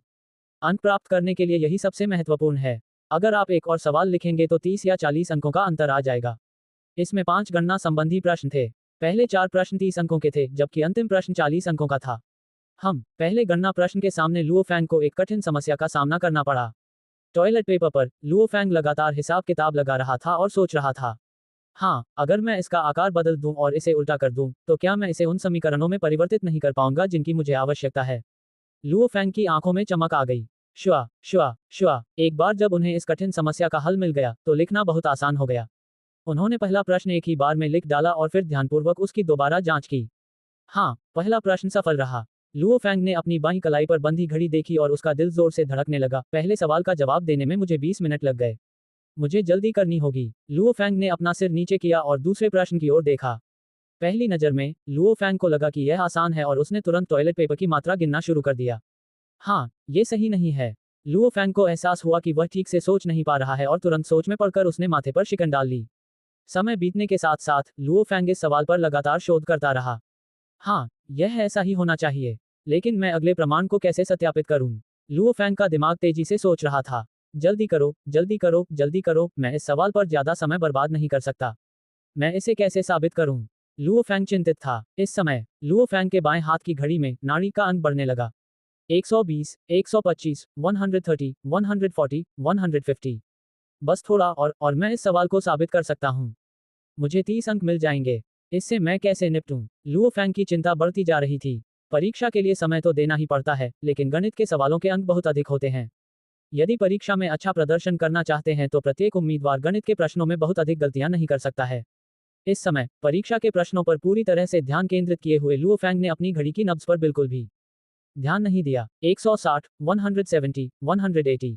लुओ फैंग को अपने दिल की धड़कन तेज महसूस हुई, लेकिन उसने सोचा कि यह परीक्षा के दौरान उसकी घबराहट के कारण था, इसलिए उसने इस पर ध्यान नहीं दिया। डोंग डोंग डोंग, लुओ फैंग को अचानक ऐसा लगा जैसे किसी ने उसके दिल पर जोर से चोट मारी हो। उसकी नजर धुंधली हो गई और आखिरकार वह जाग गया। मुझे क्या हुआ है? मेरा दिल इतना बेचैन क्यों है? लुओ फैंग ने अपना सिर नीचे झुकाया और अपनी घड़ी में नाड़ी की रीडिंग देखी। 230। इस संख्या को देखकर लुओ फैंग के चेहरे का भाव एकदम बदल गया। जब वह 12 साल का था तब बेहोश हो गया था और उसने ये घड़ी खरीदी थी, तब से लेकर अब तक लुओ फैंग की हृदय गति कभी भी 180 से ऊपर नहीं गई है। बहुत असहज, लुओ फैंग को ऐसा लगा जैसे उसका दिल सीने से बाहर निकल आएगा। उसके शरीर में खून लगातार फैल रहा था और सिकुड़ रहा था। भारी मात्रा में खून बह रहा था और एक अदृश्य ऊर्जा लुओ फैंग के दिमाग की गहराई में प्रवेश कर रही थी। अचानक उसके दिमाग में तेज दर्द हुआ। आह आह, लुओ फैंग अनजाने में एक आह भर बैठा। परीक्षार्थी, क्या हुआ? निरीक्षक जल्दी से पास आया और लुओ फैंग को हैरानी से देखने लगा। इस समय लुओ फैंग का चेहरा इतना लाल था मानो खून टपकने ही वाला हो। उसके माथे और बाहों की नसें उभरी हुई और फड़क रही थीं, जिससे वह बेहद खूंखार दिख रहा था। नहीं नहीं नहीं, धीरे चलो, धीरे चलो। लुओ फैंग को एक बुरी आशंका हुई और घड़ी को घूरते हुए वह मन ही मन दहाड़ा। 236, 242, 251। डोंग डोंग डोंग, उसका दिल एक विशाल ढोल की तरह था जिससे धीमी गड़गड़ाहट की आवाज आ रही थी। उसका खून तेजी से बह रहा था। जैसे ही उसकी दृष्टि धुंधली हुई, उसने 268 संख्या देखी। सिर में तेज दर्द के कारण लुओ फैंग तुरंत बेहोश हो गया। बेहोशी की हालत में उसने एक हल्की सी आवाज सुनी। परीक्षार्थी, परीक्षार्थी, जाग जाओ, जाग जाओ। जल्दी करो और एम्बुलेंस बुलाओ। डिंग डिंग डिंग, जियान जिले के नंबर 1 हाई स्कूल के परिसर में घंटी की तेज आवाज गूंज उठी। परीक्षा स्थल के बाहर लॉन या सड़क पर बैठे चिंतित माता पिता तुरंत एक एक करके खड़े हो गए। उसने दीवार की रेलिंग के माध्यम से परिसर में झांका। परीक्षार्थियों की भीड़भाड़ के बीच सभी लोग परीक्षा कक्ष से बाहर निकल गए। जियांगनान शहर की 2056 की कॉलेज प्रवेश परीक्षा आधिकारिक तौर पर समाप्त हो गई। उम्मीदवारों को अब एक सप्ताह के भीतर अंतिम परीक्षा के परिणामों का इंतजार करना था। हाओ बाय, थोड़े गंजे, दिखने में विद्वान लगने वाले एक अधेड़ उम्र के व्यक्ति स्कूल के गेट पर खड़े थे और परीक्षा हॉल से बाहर निकल रहे अपने बेटे पर चिल्लाते हुए मुस्कुरा रहे थे। पिताजी, झांग हाओ बाय मुस्कुराते हुए पास आए। परीक्षा कैसी रही? अधेड़ उम्र के व्यक्ति ने मुस्कुराते हुए पूछा। झांग हाओ बाई ने सिर हिलाते हुए बेबसी से कहा, मैं बस इतना ही कह सकता हूं कि इस बार मैंने ठीक ठाक प्रदर्शन किया, लेकिन गणित के प्रश्न वाकई बहुत कठिन थे। बहुविकल्पीय प्रश्नों से लेकर रिक्त स्थान भरने और गणना वाले प्रश्नों तक बहुत सारी समस्याएं थीं। विशेषकर गणना संबंधी प्रश्न, 5 गणना संबंधी प्रश्नों में से मैं केवल 2 ही हल कर पाया। बाकी 3 सवालों के लिए मैं केवल कुछ हिस्सों का ही जवाब देने की पूरी कोशिश कर सकता हूं। मुझे दिए गए चरणों के अनुसार कुछ अंक मिल जाने चाहिए। इन 5 गणित के प्रश्नों ने छात्र की सोचने की क्षमता का परीक्षण किया। स्वाभाविक रूप से उनका मूल्यांकन निर्धारित चरणों के अनुसार किया जाएगा। ओह, झांग हाओ बाई के पिता झांग जेलोंग ने फ्राउनिंग करते हुए कहा, लगता है इस बार तुम्हारे गणित के अंक कम आएंगे। कोई बात नहीं पापा, कठिन था, सभी परीक्षार्थियों के लिए ये कठिन था, मैं अकेला नहीं हूँ। झांग हाओ बाई हंसे, गणित के प्रश्न थोड़े कठिन हैं, इसलिए अंतिम अंक थोड़े कम होंगे। मुझे सैन्य अकादमी में प्रवेश करने में कोई समस्या नहीं होनी चाहिए। अरे हाँ, झांग जेलोंग मुस्कुराया और बोला, पहले हम स्कूल के गेट पर आपके परीक्षा समाप्त होने का इंतजार कर रहे थे। आपके स्कूल का वह मशहूर परीक्षार्थी लुओ फैंग दरअसल परीक्षा समाप्त होने से लगभग 1 घंटे पहले परीक्षा के बीच में ही बेहोश हो गया था। परीक्षा कक्ष में बेहोश हो गई। झांग हाओ बाई ने आंखें चौड़ी करते हुए कहा, पिताजी, आप लुओ फैंग के बारे में बात कर रहे हैं? हाँ, उस लुओ फैंग को एम्बुलेंस से ले जाया गया। कई लोगों ने इसे देखा। झांग जेलोंग ने सिर हिलाते हुए कहा, सुनो, कई माता पिता अपने बच्चों से इस बारे में बात कर रहे हैं। लुओ फैंग बेहोश हो गए। झांग हाओ बाई ने चारों ओर देखा और ध्यान से सुना। वाकई बड़ी संख्या में माता पिता और बच्चे परीक्षा कक्ष में बेहोश हुए परीक्षार्थी के बारे में बात कर रहे थे। झांग हाओ बाई ने स्पष्ट रूप से कई लोगों को लुओ फैंग के बारे में बात करते सुना। हाँ, ये सोचकर ही दुख होता है कि बेचारे बच्चे का ऐसा दिन गुजरेगा। हाँ, झांग हाओ बाई अपनी हंसी नहीं रोक पाए। पिताजी, आपको पता नहीं होगा, लेकिन जब हम स्कूल में थे तो ये लड़का हमेशा मुझे परेशान करता था। झांग हाओ बाई ने गुस्से से कहा, क्योंकि वह मुझसे ज्यादा ताकतवर है, इसलिए वह हमेशा मुझ पर दबाव डालता रहता है। इस आदमी का भी कभी कभी ऐसा दिन होता है। झांग हाओ बाई बेहद खुश था। लुओ फैंग के प्रति उसका गुस्सा चरम पर पहुंच गया था। असल में लुओ फैंग को झांग हाओ बाई की कभी परवाह नहीं थी, लेकिन झांग हाओ बाई हमेशा लुओ फैंग को अपना प्रतिद्वंदी मानता था। लुओ फैंग पढ़ाई और मार्शल आर्ट दोनों में उससे आगे था, इसलिए स्वाभाविक रूप से उसे बुरा लगता था। हाँ, इस छोटे से जीव ने तो कभी दुनिया देखी ही नहीं है। मनोवैज्ञानिक दबाव बहुत अधिक था और यदि कोई इसे सहन नहीं कर पाता तो वह टूट जाता। उसे अकेला छोड़ दें। चलो चलते हैं। तुम्हारे चाचा को पता है कि तुमने आज कॉलेज प्रवेश परीक्षा समाप्त कर ली है, इसलिए उन्होंने तुम्हारे लिए खुद एक भोज का आयोजन किया है। चलो चलते हैं, झांग जेलोंग ने मुस्कुराते हुए कहा। चाचा जी, झांग हाओ बाई की आंखें चमक उठी। झांग परिवार को जियान जिले का सबसे धनी परिवार माने जाने का कारण उनके चाचा थे, क्योंकि उनके चाचा मार्शल आर्टिस्ट थे। असंभव, बिल्कुल असंभव। परीक्षा हॉल से अभी अभी बाहर निकली वेई वेन अपने माता पिता के सामने चिंतित थी। फैंग परीक्षा हॉल में बेहोश कैसे हो सकती है? असंभव। अन्य बातों को छोड़ दे तो फैंग की मानसिक शक्ति की, यहाँ तक कि सीमा प्रशिक्षण के डोजों में भी शिक्षकों द्वारा प्रशंसा की जाती है। वेई वेन और लुओ फैंग सगे भाई नहीं थे, लेकिन वे सगे भाइयों से भी ज्यादा करीब थे। वेन, यह नकली कैसे हो सकता है? हमने इसे अपनी आंखों से देखा। वेई वेन के पिता ने बताया कि लुओ फैंग के पिता और उनका व्हीलचेयर पर बैठा भाई तीनों तुरंत अस्पताल पहुंचे। अस्पताल? ये निकटतम अस्पताल होना चाहिए। पापा, मम्मी, मैं पहले लुओ फैंग से मिलने जाता हूँ। मैं बाद में लंच करूंगा। इतना कहते ही वेई वेन ने परीक्षा का सामान अपने माता पिता को दिया और अस्पताल की ओर दौड़ पड़ा। जियान जिले का पीपुल्स अस्पताल। अपने पिता और भाई के साथ अस्पताल की लॉबी से बाहर निकलते हुए लुओ फैंग ने जबरदस्ती मुस्कुराने की कोशिश की। इस समय लुओ होंग गुओ और लुओ हुआ को चिंता थी कि लुओ फैंग को बहुत ज्यादा तकलीफ हो रही है। पिताजी, मैं ठीक हूँ। चलिए खाना खाते हैं। लुओ फैंग के चेहरे पर शांत भाव थे। लुओ फैंग के चेहरे पर शांति का भाव था। हालांकि वह थोड़ा अनिच्छुक था, लेकिन लुओ फैंग जानता था कि जो हो चुका है उसे बदला नहीं जा सकता। वह केवल इसे स्वीकार कर सकता था। आह फैंग। दूर से एक आवाज आई। लुओ फैंग ने अपना सिर उठाया और अस्पताल के प्रवेश द्वार की ओर दौड़ती हुई एक परछाई देखी। वह उसका प्रिय भाई वेई वेन था। वेई वेन को पसीने से भीगे कपड़े लिए दौड़ते हुए देखकर लुओ फैंग थोड़ा भावुक हो गया। फिर उसने पूछा, वेन, गणित के आखिरी 3 सवाल कितने कठिन हैं? उसके पास आखिरी 3 सवालों को पूरा करने का समय भी नहीं था। अगर आखिरी 3 सवाल इतने कठिन थे कि ज्यादातर लोग उनका जवाब नहीं दे पाते, तो वह उन्हें पूरा कर सकता था। उसके नतीजों में अभी भी सुधार की उम्मीद थी। ये काफी मुश्किल है। वेई वेन ने सिर हिलाया। इस साल के गणित के प्रश्न बहुत कठिन हैं। 5 गणना वाले प्रश्न हैं। ऐसा लगता है कि केवल तीसरा प्रश्न थोड़ा आसान है। बाकी 4 प्रश्न बहुत कठिन हैं। बुरा नहीं है। लुओ फैंग ने राहत की सांस ली। उसके मन में अब भी आशा की एक किरण बाकी थी। 16 जून को रात 8 बजे कॉलेज प्रवेश परीक्षा समाप्त होने के बाद छात्र अपने फोन या इंटरनेट के माध्यम से अपने परिणाम देख सकेंगे। साथ ही प्रवेश परीक्षा का कट ऑफ को भी उसी समय जारी किया जाएगा। 16 जून रात 7 बजे लुओ फैंग के घर में लुओ फैंग और लुओ हुआ के कमरे में सिर्फ लुओ फैंग ही था। दरवाजा बंद था और लुओ फैंग अपने लैपटॉप के सामने बैठा था। उसके हाथ में मौजूद माउस लगातार वेब पेज को रिफ्रेश कर रहा था। कॉलेज प्रवेश परीक्षा के परिणाम रात 8 बजे से घोषित होने शुरू हुए, लेकिन आमतौर पर ये थोड़ा पहले ही शुरू हो जाते हैं। मुझे डर है कि इस बार मैं जियांग नान की शीर्ष सैन्य अकादमी में प्रवेश नहीं पा सकूंगा। हालांकि मैंने बहुविकल्पीय प्रश्न, रिक्त स्थान भरने वाले प्रश्न और पहले 2 गणना संबंधी प्रश्न लिखे थे। हालांकि मैंने दूसरे प्रश्न को पूरी तरह से हल नहीं किया, फिर भी मैंने काफी सारे चरण लिखे। मुझे इन चरणों के आधार पर कुछ अंक मिलने चाहिए। लुओ फैंग ने मन ही मन सोचा, अगर मेरी किस्मत अच्छी रही तो मुझे गणित में लगभग 120 अंक मिल जाने चाहिए। लुओ फैंग को उम्मीद थी, कला और विज्ञान दोनों की परीक्षाएं सामान्य होंगी। अगर मेरी किस्मत अच्छी रही तो मुझे कॉलेज प्रवेश परीक्षा में बैठने का मौका मिल जाएगा। अगर मैं कॉलेज प्रवेश परीक्षा में उत्तीर्ण हो जाता हूं, तो मैं दूसरी सैन्य अकादमी में प्रवेश पा सकूंगा। इन दोनों सैन्य अकादमियों में से पहली अकादमी स्पष्ट रूप से बेहतर है। हालांकि इसके लिए बहुत सारे अंकों की आवश्यकता होती है। लुओ फैंग को ज्यादा उम्मीद नहीं थी। हालांकि लुओ फैंग के अपने अनुमानों के अनुसार दूसरी सैन्य अकादमी के लिए अभी भी कुछ उम्मीद बाकी है। लुओ फैंग की आंखों में चमक आ गई।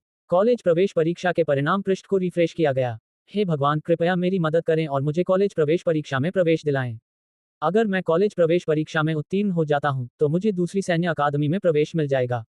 लुओ फैंग घबराया हुआ था। उसने कॉलेज प्रवेश परीक्षा परिणाम पृष्ठ पर अपना नाम, आईडी नंबर और परीक्षा आईडी नंबर दर्ज किया और फिर पूछताछ पर क्लिक किया। वूश, लैपटॉप का पेज चमक उठा और एक टेबल दिखाई दी। परीक्षार्थी लुओ फैंग, लिंग पुरुष, आईडी नंबर 4 शंख 26 पद 12 नील 32 खरब 3 अरब 80 करोड़ 60,83,211। परीक्षा आईडी संख्या 5 पद्म 87 नील 86 खरब 43 अरब 56 करोड़ 78,90,766। परीक्षा आईडी संख्या 5 पद्म 87 नील 86 खरब 43 अरब 56 करोड़ 78,90,766। उदार कलाएं 216, विज्ञान 223, गणित 118। कॉलेज प्रवेश परीक्षा 557 अंक और बेंचमार्क 561 है। लुओ फैंग ने गहरी सांस ली। सिर्फ 4 अंक, इन्हीं 4 बिंदुओं के कारण उसे सैन्य अकादमी में जाने का मौका नहीं मिलेगा। 12 साल की शिक्षा, और यह उसका परिणाम है। अगर मैं सैन्य अकादमी में नहीं जा सकता, तो मैं सैन्य अकादमी में नहीं जा सकता। बड़ी बात क्या है? लुओ फैंग की निगाहें थम गईं। उसने अपने दाहिने हाथ से एक तलवार बनाई और आगे की ओर वार किया। तलवार की तीव्र गति के कारण हवा में जोरदार कंपन हुआ, जिससे ऐसी आवाज निकली जिसे सुनकर दिल कांप गया। इस बार बेहोश होने से मेरी शक्ति बहुत बढ़ गई है। हो सकता है मेरी मौजूदा फिटनेस का स्तर पहले ही एक फाइटर के स्तर तक पहुंच चुका हो। मैं भावी लड़ाकू परीक्षा उत्तीर्ण कर सकता हूं। भले ही ये थोड़ा सा ही क्यों न हो, इससे कोई बड़ा फर्क नहीं पड़ता। अगर मैं 1 या 2 महीने तक कड़ी मेहनत करूं, तो मैं भावी फाइटर परीक्षा पास कर लूंगा। लुओ फैंग की अनुकूलन क्षमता बहुत ही जबरदस्त है। कॉलेज प्रवेश परीक्षा में निर्धारित मानदंड को पूरा न कर पाना उनके लिए बहुत बड़ा झटका था। हालांकि कोमा ने उनकी शारीरिक क्षमता को एक बार फिर बढ़ा दिया, जिससे उन्हें आत्मविश्वास मिला। आखिरकार सैन्य अकादमी से स्नातक होने वाले व्यक्ति का दर्जा एक लड़ाकू सैनिक से कहीं नीचे होता है। के लुओ फैंग ने दरवाजा खोला और बैठक कक्ष में प्रवेश किया। बैठक कक्ष में उनके माता पिता लुओ होंगो, गोंगशिन लैन और उनके भाई लुओ हुआ सभी ने अपना सिर घुमाया। गोंगशिन लैन खड़ी होकर लुओ फैंग की ओर बढ़ी और बोली, फैंग, इस परीक्षा के लिए तुम्हें दोष नहीं दिया जा सकता। इसके लिए सिर्फ तुम्हारा सिरदर्द ही जिम्मेदार है। आह, यह आज ही क्यों परेशान कर रहा है? सालों से तो नहीं कर रहा था। भाई, तुम्हें चोट तो नहीं लगेगी ना? लू हुआ अपनी व्हीलचेयर पर बैठे हुए मजाक में बोले। पहले जब लुओ फैंग अपने कमरे में अपने ग्रेड देख रहा था, तब उसके माता पिता और भाई को लुओ हुआ के लैपटॉप से उसके परीक्षा के अंक पता चल गए। उन्हें पता चला कि लुओ फैंग निर्धारित लक्ष्य से केवल 4 अंक पीछे था। हालांकि वे थोड़े निराश थे, लेकिन उन्हें लुओ फैंग की ज्यादा चिंता थी। लुओ फैंग हंसते हुए बोला, बेशक मुझे चोट नहीं लगेगी। पापा, मम्मी, इस सिरदर्द को दोष मत दीजिए। सच कहूं तो क्या हमें इस सिरदर्द का शुक्रिया अदा करना चाहिए? धन्यवाद देना, धन्यवाद देना, धन्यवाद देना। लुओ होंगो, गोंग शिनलैन और व्हीलचेयर पर बैठी लुओ हुआ सभी स्तब्ध रह गए। कॉलेज प्रवेश परीक्षा किसी के जीवन की एक महत्वपूर्ण घटना होती है। अब जब लुओ फैंग की परीक्षा उसके सिरदर्द के कारण बर्बाद हो गई, तो वह अपने सिरदर्द को धन्यवाद कैसे दे सकता था? पापा, मम्मी, हुआ। लुओ फैंग मुस्कुराया, जब मैं छोटा था तो मुझे 2 बार सिरदर्द हुआ था जिससे मैं बेहोश हो गया था। दरअसल दोनों बार होश में आने के बाद मुझे ऐसा लगा कि मेरी ताकत काफी बढ़ गई है और मैं पहले से ज्यादा तेज दौड़ सकता हूँ। इस बार भी ऐसा ही हुआ। मुझे महसूस हो रहा है कि मेरी शारीरिक क्षमता पहले से कहीं अधिक मजबूत है। मुझे लगता है कि मैं भावी मार्शल आर्टिस्ट परीक्षा उत्तीर्ण कर सकता हूँ। क्या? लुओ होंगो, गोंग शिनलैन और लुओ हुआ ने एक दूसरे की ओर देखा। भाई, क्या तुम सच कह रहे हो? लुओ हुआ ने पूछे बिना नहीं रह सकी। बिल्कुल सच है, लुओ फैंग ने हल्की मुस्कान के साथ कहा। भावी लड़ाकू परीक्षा उत्तीर्ण करने के बाद आप लड़ाकू युद्ध परीक्षा के लिए आवेदन कर सकते हैं। मुझे अपनी वास्तविक युद्ध क्षमता पर पूरा भरोसा है। शायद मैं इस साल मार्शल आर्टिस्ट बन जाऊं। उनके पिता लुओ होंगो, उनकी माता गोंग शिनलैन और उनके भाई लुओ हुआ सभी इस खबर से स्तब्ध रह गए। एक मार्शल आर्टिस्ट, इसका क्या मतलब था? वे मानव जाति में सबसे असाधारण स्थिति रखने वाले लोगों के समूह का प्रतिनिधित्व करते थे और विशेष विशेषाधिकारों का प्रतिनिधित्व करते थे। ये बहुत बड़ी रकम थी। यह एक उच्च और शक्तिशाली पद का प्रतिनिधित्व करता था। और एक बार जब आप मार्शल आर्टिस्ट बन जाते हैं, तो आप अपने परिवार को जो लाभ पहुंचाते हैं, वे किसी सैन्य अकादमी में कुलीन छात्र बनने से कहीं बेहतर होते हैं। क्या हमारे परिवार में एक मार्शल आर्टिस्ट आने वाला है? लू हुआ खुद को रोक नहीं पाया और चिल्ला उठा, हाँ भाई, मैं आपकी पूजा करता हूँ। फैंग, ये बहुत बढ़िया है। लुओ हुन गो ने उत्साहपूर्वक लुओ फैंग के कंधे पर थपथपाते हुए कहा, मार्शल आर्टिस्ट बनना बहुत बड़ी बात है। मार्शल आर्टिस्ट की तुलना में एक सैन्य अकादमी से स्नातक होना क्या है? आज के समय में संपूर्ण मानव समाज मार्शल आर्टिस्टों की पूजा और सम्मान करता है। अपने माता पिता और भाई को इतना खुश देखकर लुओ फैंग हंसते हुए बोला, पापा, मम्मी, लेकिन मैंने अभी तक परीक्षा पास नहीं की है, इसलिए मैं ज्यादा खुश नहीं हो सकता। एक 18 वर्षीय मार्शल आर्टिस्ट। लुओ हुआ उत्साह से चिल्लाए बिना नहीं रह सकी। अगर मेरा भाई सचमुच 18 साल की उम्र में मार्शल आर्टिस्ट बन जाता है, तो ये तो बहुत ही शानदार होगा। अगले दिन सुबह 5 बजे आसमान में हल्की रोशनी होने लगी थी। लुओ फैंग घर से निकलकर डोजो ऑफ लिमिट्स की ओर चल पड़ा। इस समय तो यहाँ ज्यादा लोग नहीं हैं। जब लुओ फैंग ने डोजो ऑफ लिमिट्स में प्रवेश किया, तो उसे एहसास हुआ कि पूरे डोजो ऑफ लिमिट्स में केवल लगभग 100 लोग ही थे। ध्यान रहे कि डोजो ऑफ लिमिट्स में लगभग 30,000 से 40,000 छात्र हैं। डोजो के शिक्षक जब भी पढ़ाते हैं, वे रात में पढ़ाते हैं। रात के समय ही डोजो में सबसे ज्यादा भीड़ होती है। सड़क पर चलते हुए लुओ फैंग सीधे कुलीन छात्र भवन की ओर बढ़ गया। गड़गड़ाहट टिल्ड टिल्ड, हवा की लहरों की एक धीमी सी आवाज सुनाई दी। लुओ फैंग ने अपना सिर घुमाकर देखने से खुद को नहीं रोका। उसने देखा कि एक खूबसूरत सफेद स्पोर्ट्स कार धीरे धीरे लिमिट्स डोजो में प्रवेश कर रही है। लुओ फैंग ने करीब से देखने की कोशिश की और गहरी सांस ली। एक एस्टन मार्टिन स्पोर्ट्स कार। और यह उड़ने की क्षमता वाला सबसे नया और सबसे महंगा विमान है, THR 191। उनके भाई को स्पोर्ट्स कारें बहुत पसंद हैं। घर पर रहते हुए उन्होंने लुओ फैंग के सामने इस THR 191 की खूब तारीफ की। तो यह एक एस्टन मार्टिन है। यह एक 191 है, इसमें उड़ने की क्षमता है। डोजो ऑफ लिमिट्स में जो कुछ छात्र पहले से मौजूद थे, वे सभी इस कार की कीमत 36 मिलियन चीनी डॉलर है सुनकर आकर्षित हो गए। इसी समय स्पोर्ट्स कार एक प्रतिष्ठित छात्र भवन के सामने रुक गई। कार का दरवाजा खुला और ढीली प्रशिक्षण वर्दी पहने छोटे लाल बालों वाला एक आदमी बाहर निकला। उसके बाल साफ तौर पर रंगे हुए थे। उसकी नजरें सरसरी तौर पर आसपास के वातावरण पर पड़ी। आम डोजो छात्रों को पार करते हुए वह थोड़ी देर के लिए लुओ फैंग पर रुका। उसके बाद उसने कुछ नहीं कहा और सीधे प्रशिक्षण भवन में प्रवेश कर गया। एक योद्धा। लुओ फैंग की आंखों में चमक आ गई। अभी अभी योद्धा की आंखों ने लुओ फैंग को दबाव महसूस कराया। ये आंखें उस व्यक्ति की हैं जिसने अनगिनत जीवन मरण के युद्ध देखे हैं और जिसका इरादा फौलादी है। मैंने इस फाइटर को डोजो ऑफ लिमिट्स में पहले कभी नहीं देखा। वह सीमाओं के डोजो में क्या कर रहा है?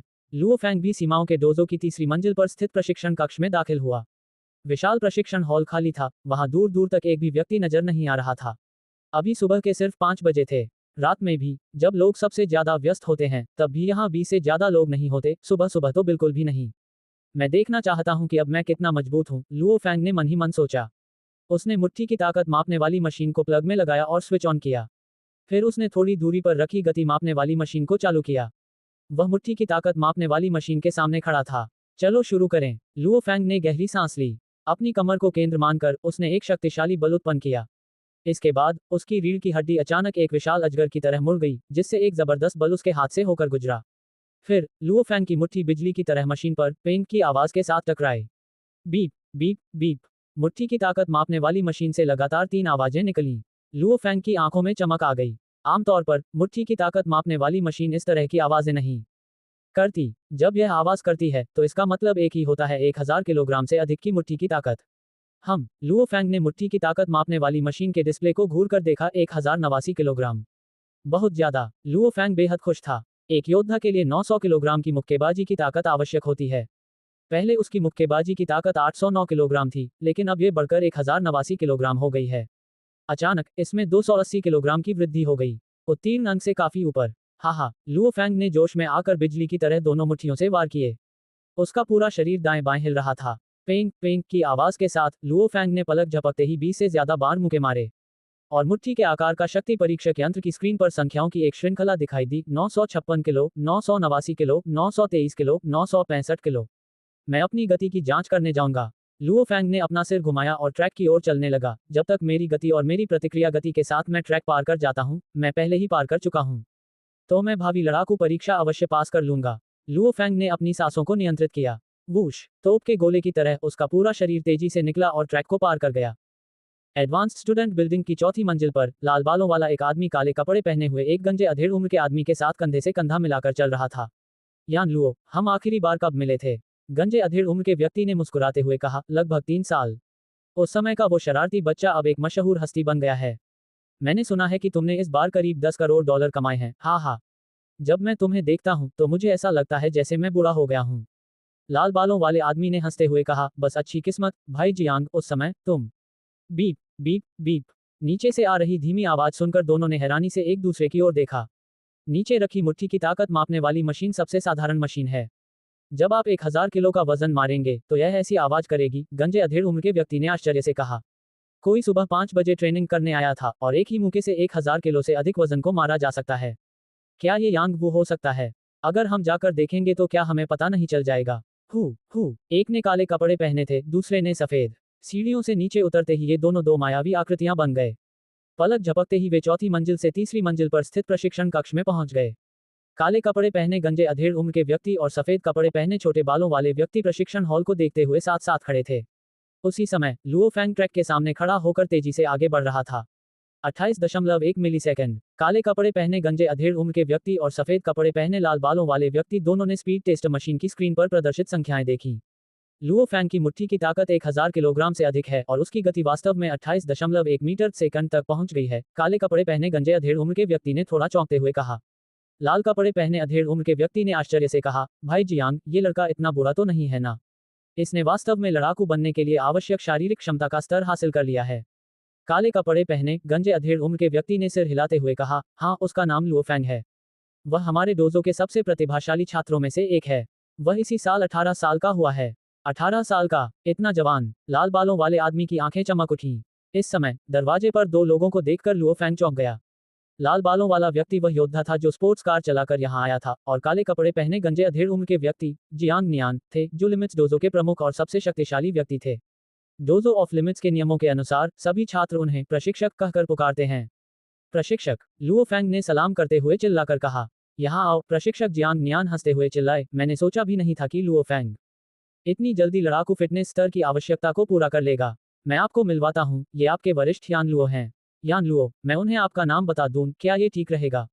कोई बात नहीं। यान लुओ ने लुओ फैंग की ओर देखा और सिर हिलाते हुए कहा, ये बच्चा इतनी कम उम्र में ही लड़ाकू बनने के लिए आवश्यक शारीरिक क्षमता हासिल कर चुका है।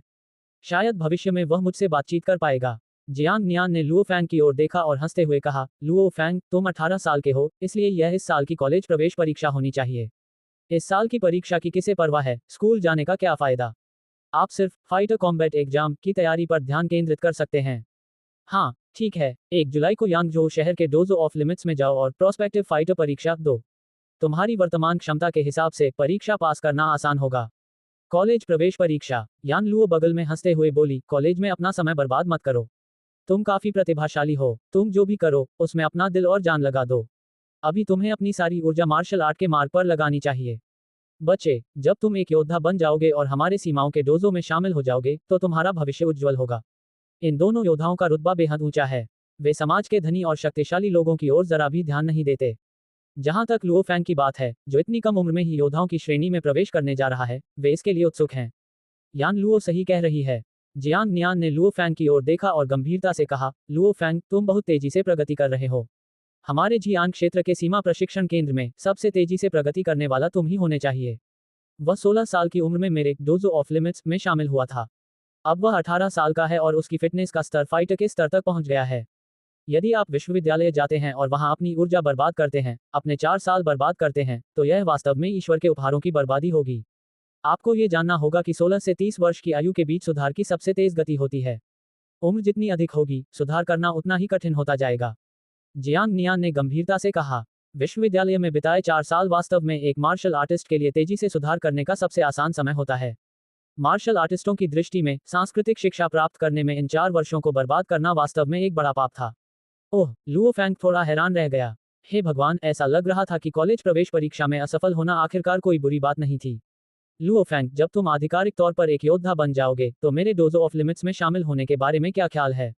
जियांग नियान मुस्कुराई, जब तक तुम मेरे लिमिट्स डोजो के योद्धा बन जाओगे, मेरा लिमिट्स डोजो तुम्हारे लिए सबसे अच्छे इलाके में एक विला का इंतजाम करेगा। बेशक, तुम्हें इस विला को बेचने की अनुमति नहीं है। इसके अलावा मासिक मूल वेतन 20,000 चीनी डॉलर है। अलग विला, 20,000 मूल वेतन। लुओ फैंग ने गहरी सांस ली। 20,000 युआन तो कुछ भी नहीं थे, लेकिन एक अलग विला खरीदना बहुत ही खर्चीला था। वर्तमान में पूरे हुआशिया में केवल 6 प्रमुख मानव ठिकाने थे, जो 6 प्रमुख शहर थे। जमीन बेहद कीमती थी और एकल परिवार वाले विलाओं पर भारी विलासिता कर लगता था। आजकल साधारण व्यावसायिक मकानों की कीमत प्रति वर्ग मीटर दसियों हजार से लेकर लाखों युआन तक होती है, जिसके कारण अधिकांश आम लोग कम किराए वाले आवासों में रहने को मजबूर हैं। साधारण व्यावसायिक मकान पहले से ही बहुत महंगे थे। एक के ऊपर एक बने विला, टाउन हाउस और विशालकाय हवेली की कीमत प्रति वर्ग मीटर लाखों चीनी डॉलर तक पहुंच जाती थी। जहां तक एकल परिवार विला की बात है, उस दौर में देश में उन पर प्रतिबंध थे। यह ऐसी चीज नहीं थी जिसमें पैसे से रहा जा सके। वहां केवल धन, शक्ति और विशेष दर्जा रखने वाले लोग ही रह सकते थे। इसके अलावा भारी विलासिता कर भी था। एक सामान्य अलग विला की कीमत निश्चित रूप से प्रति वर्ग मीटर 10 लाख युआन से अधिक थी। एक अलग विला, भले ही वह छोटा हो, कम से कम 300 वर्ग मीटर का होता है। इसकी कीमत 200 से 300 मिलियन युआन होती है। लुओ फैंग ने अपनी सांस रोक ली और कहा, भले ही मुझे इसे बेचने की अनुमति नहीं है, लेकिन अगर मेरा पूरा परिवार इस विला में रहता है, तो मैंने इस दुनिया में अपना समय व्यर्थ नहीं किया होगा। 2 या 300 मिलियन, ये किस तरह की अवधारणा थी? यहाँ तक कि झांग हाओ बाई के पिता, जो एक धनी व्यक्ति हैं, भी शायद इस विला की बराबरी नहीं कर पाएंगे। लुओ फैंग, देश के विशेष विभाग में शामिल होने की तुलना में मेरे डोजो ऑफ लिमिट्स के लाभ ज्यादा फर्क नहीं है। जियांग नियान हंसते हुए बोली, सरकारी विभागों में काम करने वाले मार्शल आर्टिस्टों को बुनियादी वेतन और रहने सहने की सभी सुविधाएं मिलती हैं। उनके पास सिर्फ एक हत्या का लाइसेंस होता है, जो उन्हें स्थिति के अनुसार आम लोगों को मारने की इजाजत देता है। बेशक, वे अंधाधुंध हत्या करने की हिम्मत नहीं करते। उन्हें अभी भी उच्च अधिकारियों को यह बताना होगा कि क्या हुआ था। हत्या करने का लाइसेंस। लुओ फैंग ने इसके बारे में पहले भी सुना था। देश के विशेष बलों के लड़ाकों को सचमुच मौके पर ही हत्या करने का अधिकार है। हालांकि हमारे लिमिट डोजो को विशेष अधिकार प्राप्त हैं। अगर कोई आम आदमी आपको परेशान करे तो आप डोजो को इसकी सूचना दे सकते हैं। डोजो द्वारा सत्यापन के बाद वे जियांग नान शहर के सुरक्षा ब्यूरो की मदद से उसे गिरफ्तार करवा देंगे। जियांग नियान ने हल्की मुस्कान के साथ कहा, हमारे डोजो में शामिल हो जाओ। पैसा, रुतबा, सब कुछ। आप शांतिपूर्वक मानवता की सीमाओं, मार्शल आर्ट की सीमाओं का अनुसरण कर सकते हैं। जियांग नियान ने यान लुओ की ओर इशारा करते हुए कहा, मेरे इस छोटे भाई, यान लुओ ने हाल ही में एक राक्षस को मारकर लगभग 100 मिलियन पृथ्वी डॉलर कमाए हैं। ये लगभग 300 मिलियन चीनी डॉलर के बराबर है। आपकी प्रतिभा को देखते हुए, यदि आप कड़ी मेहनत करते हैं तो भविष्य में यान लुओ के स्तर तक पहुंचना असंभव नहीं है। लुओ फैंग पूरी तरह से हैरान रह गया।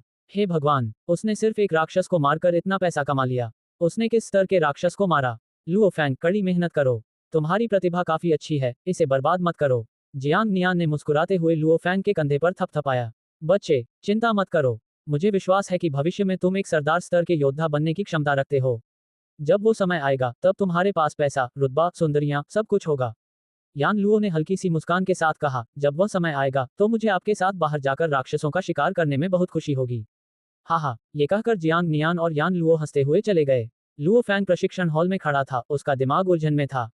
चाहे वो प्रशिक्षक जियांग नियान हो या फिर ये रहस्यमय लाल बालों वाला युवक यान लुओ, लुओ फैंग को उनकी हंसी में एक तरह की बेपरवाही महसूस होती थी।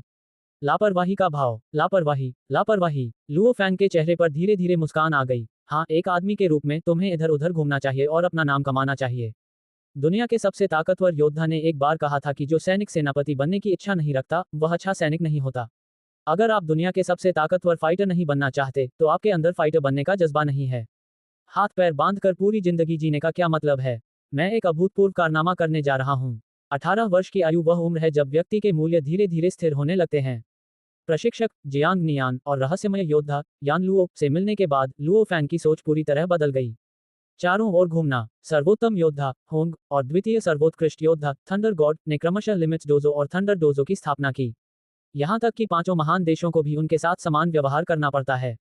अगर वे कर सकते हैं, तो क्या कोई तीसरा व्यक्ति नहीं कर सकता?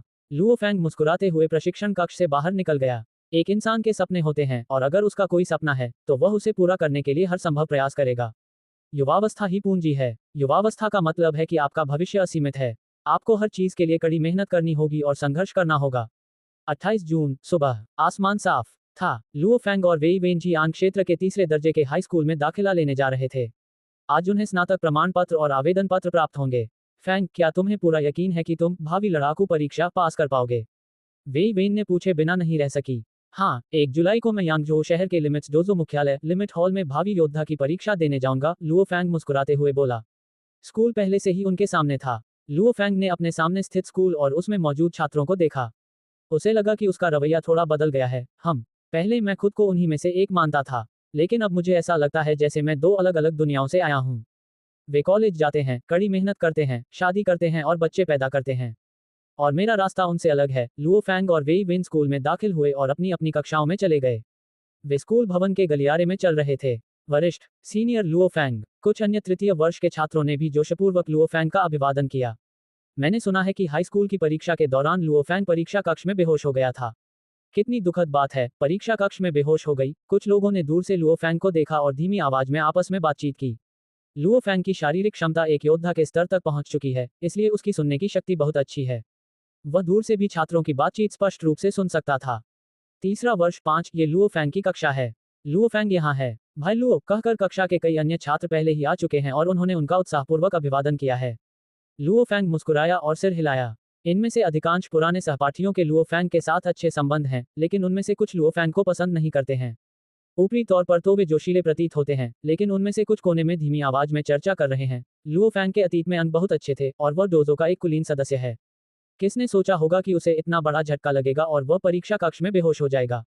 कैसे अशुभ है। ये तो नियति है, हम किसे दोष दे सकते हैं। पहले लुओ फैंग कक्षा का गौरव हुआ करता था। वह पढ़ाई में अच्छा था और शारीरिक रूप से भी मजबूत था। अब जब इस प्रतिभाशाली छात्र को इतना बड़ा झटका लगा है, तो इन सामान्य छात्रों को स्वाभाविक रूप से खुशी हुई। भले ही उनके लुओ फैंग के साथ अच्छे संबंध हों, लेकिन लोग ऐसे ही होते हैं। जब वे अतीत के किसी उत्कृष्ट व्यक्ति को अचानक गिरते हुए देखेंगे, तो उन्हें भी खुशी होगी और वे मन ही मन सोचेंगे, ऐसा दिन तुम्हारे साथ भी कभी आता है। डिप्लोमा जारी किए जा रहे हैं, डिप्लोमा जारी किए जा रहे हैं। और स्वयंसेवक आवेदन पत्र, सभी लोग आकर ले लें। 3 कक्षा नेताओं ने अपने स्नातक प्रमाण पत्र और स्वयंसेवक आवेदन पत्र पकड़े हुए मंच पर कदम रखा। वांग यिन, लियू जियालोंग, कक्षा के नेताओं ने एक एक करके नाम पुकारे और स्नातक प्रमाण पत्र और स्वयंसेवी आवेदन पत्र सौंपे। लुओ फैंग, इसके साथ ही कक्षा में तुरंत सन्नाटा छा गया। लगभग सभी की निगाहें लुओ फैंग पर टिक गईं। सभी को पता था कि लुओ फैंग परीक्षा के दौरान बेहोश हो गया था। और लुओ फैंग के परीक्षा परिणाम कोई रहस्य नहीं थे।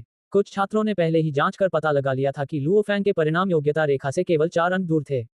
लुओ फैंग की क्लास लीडर कुलिन ने लुओ फैंग को स्नातक प्रमाण पत्र और स्वयंसेवी आवेदन पत्र सौंप दिया। फैंग, चलो। वेई वेन कक्षा के सामने खड़ी थी। मेरा इंतजार करना। लुओ फैंग ने लापरवाही से थोड़ी ताकत लगाई। ची, उसने स्वयंसेवक आवेदन को गेंद की तरह मसल कर फेंक दिया। मसला हुआ आवेदन कूड़ेदान में जा गिरा। पहले शोरगुल से भरी कक्षा तुरंत शांत हो गई। पूरी कक्षा सन्नाटे में डूब गई। ये तो कॉलेज प्रवेश परीक्षा का आवेदन पत्र है, भला इसे फेंकने की हिम्मत कौन करेगा? चेहरे पर झायों वाली एक लड़की ने हैरानी से चिल्लाते हुए कहा, लुओ फैंग, तुमने आवेदन क्यों फेंक दिया? आप अपना आवेदन पत्र नहीं भरेंगे। लुओ फैंग किसी विशेषज्ञ के पास क्यों जाएगा? उसे शायद अपनी पढ़ाई दोबारा करनी पड़ेगी और अगले साल परीक्षा देनी पड़ेगी। इस पर तुरंत चर्चा शुरू हो गई। कक्षा के सामने खड़ी वेई वेन खुद को घूरने से रोक नहीं पाई। विशेषज्ञ दोहराना, क्या आप लोग इस बारे में सोच सकते हैं? लुओ फैंग प्रोस्पेक्टिव फाइटर परीक्षा देने वाला है, तो वह किसी विशेषज्ञ के पास जाकर अपनी पढ़ाई क्यों दोहराएगा? बातें करना बंद करो, चलो चलते हैं। लुओ फैंग ने वेई वेन को खींचा और उसके साथ चला गया। उस कक्षा के छात्र तुरंत शोर मचाने लगे। क्या भावी लड़ाकू परीक्षा? लुओ फैंग, क्या वह भावी लड़ाकू परीक्षा देने जा रहा है? सच में वो इतना अच्छा तो नहीं हो सकता। वह वेई वेन शायद सिर्फ शेख ही बघार रहा है। लुओ फैंग पिछले साल एक कुलीन छात्र बन गया था, तो वह इस साल भावी योद्धा की परीक्षा कैसे दे सकता है? अवचेतन रूप से ये छात्र यह मानना नहीं चाहते थे कि लुओ फैंग एक फाइटर के फिटनेस स्तर तक पहुंच गया था। लड़ाकू, यह एक अलौकिक अस्तित्व है। माँ, पिताजी, मैं शहर के बीचों बीच स्थित डोजो ऑफ लिमिट्स जा रहा हूँ।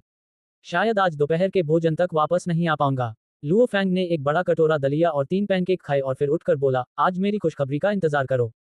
परीक्षा पास करते ही मैं तुरंत तुम लोगों को फोन करूंगा। उनकी माँ, गोंग शिनलैन, ने लुओ होंगगुओ की ओर देखते हुए हंसते हुए कहा, होंगगुओ, क्या तुमने सुना? तुम्हें अपना फोन अपने साथ लाना होगा। ऐसा मत करो कि तुम्हारा बेटा तुम्हें ढूंढ न सके। मैं अपना फोन जरूर लाऊंगी, लुओ होंगगुओ हंसते हुए बोली। ठीक है, मैं बाहर जा रहा हूँ। लुओ फैंग ने अपने भाई लुओ हुआ को आंख मारी। लुओ हुआ ने उसे अंगूठा ऊपर करके इशारा किया और हंस पड़ा। सुबह सुबह लुओ फैंग दक्षिणी तट क्षेत्र से निकलकर मेट्रो लाइन नंबर 11 से जोंगान रोड स्टेशन तक गए।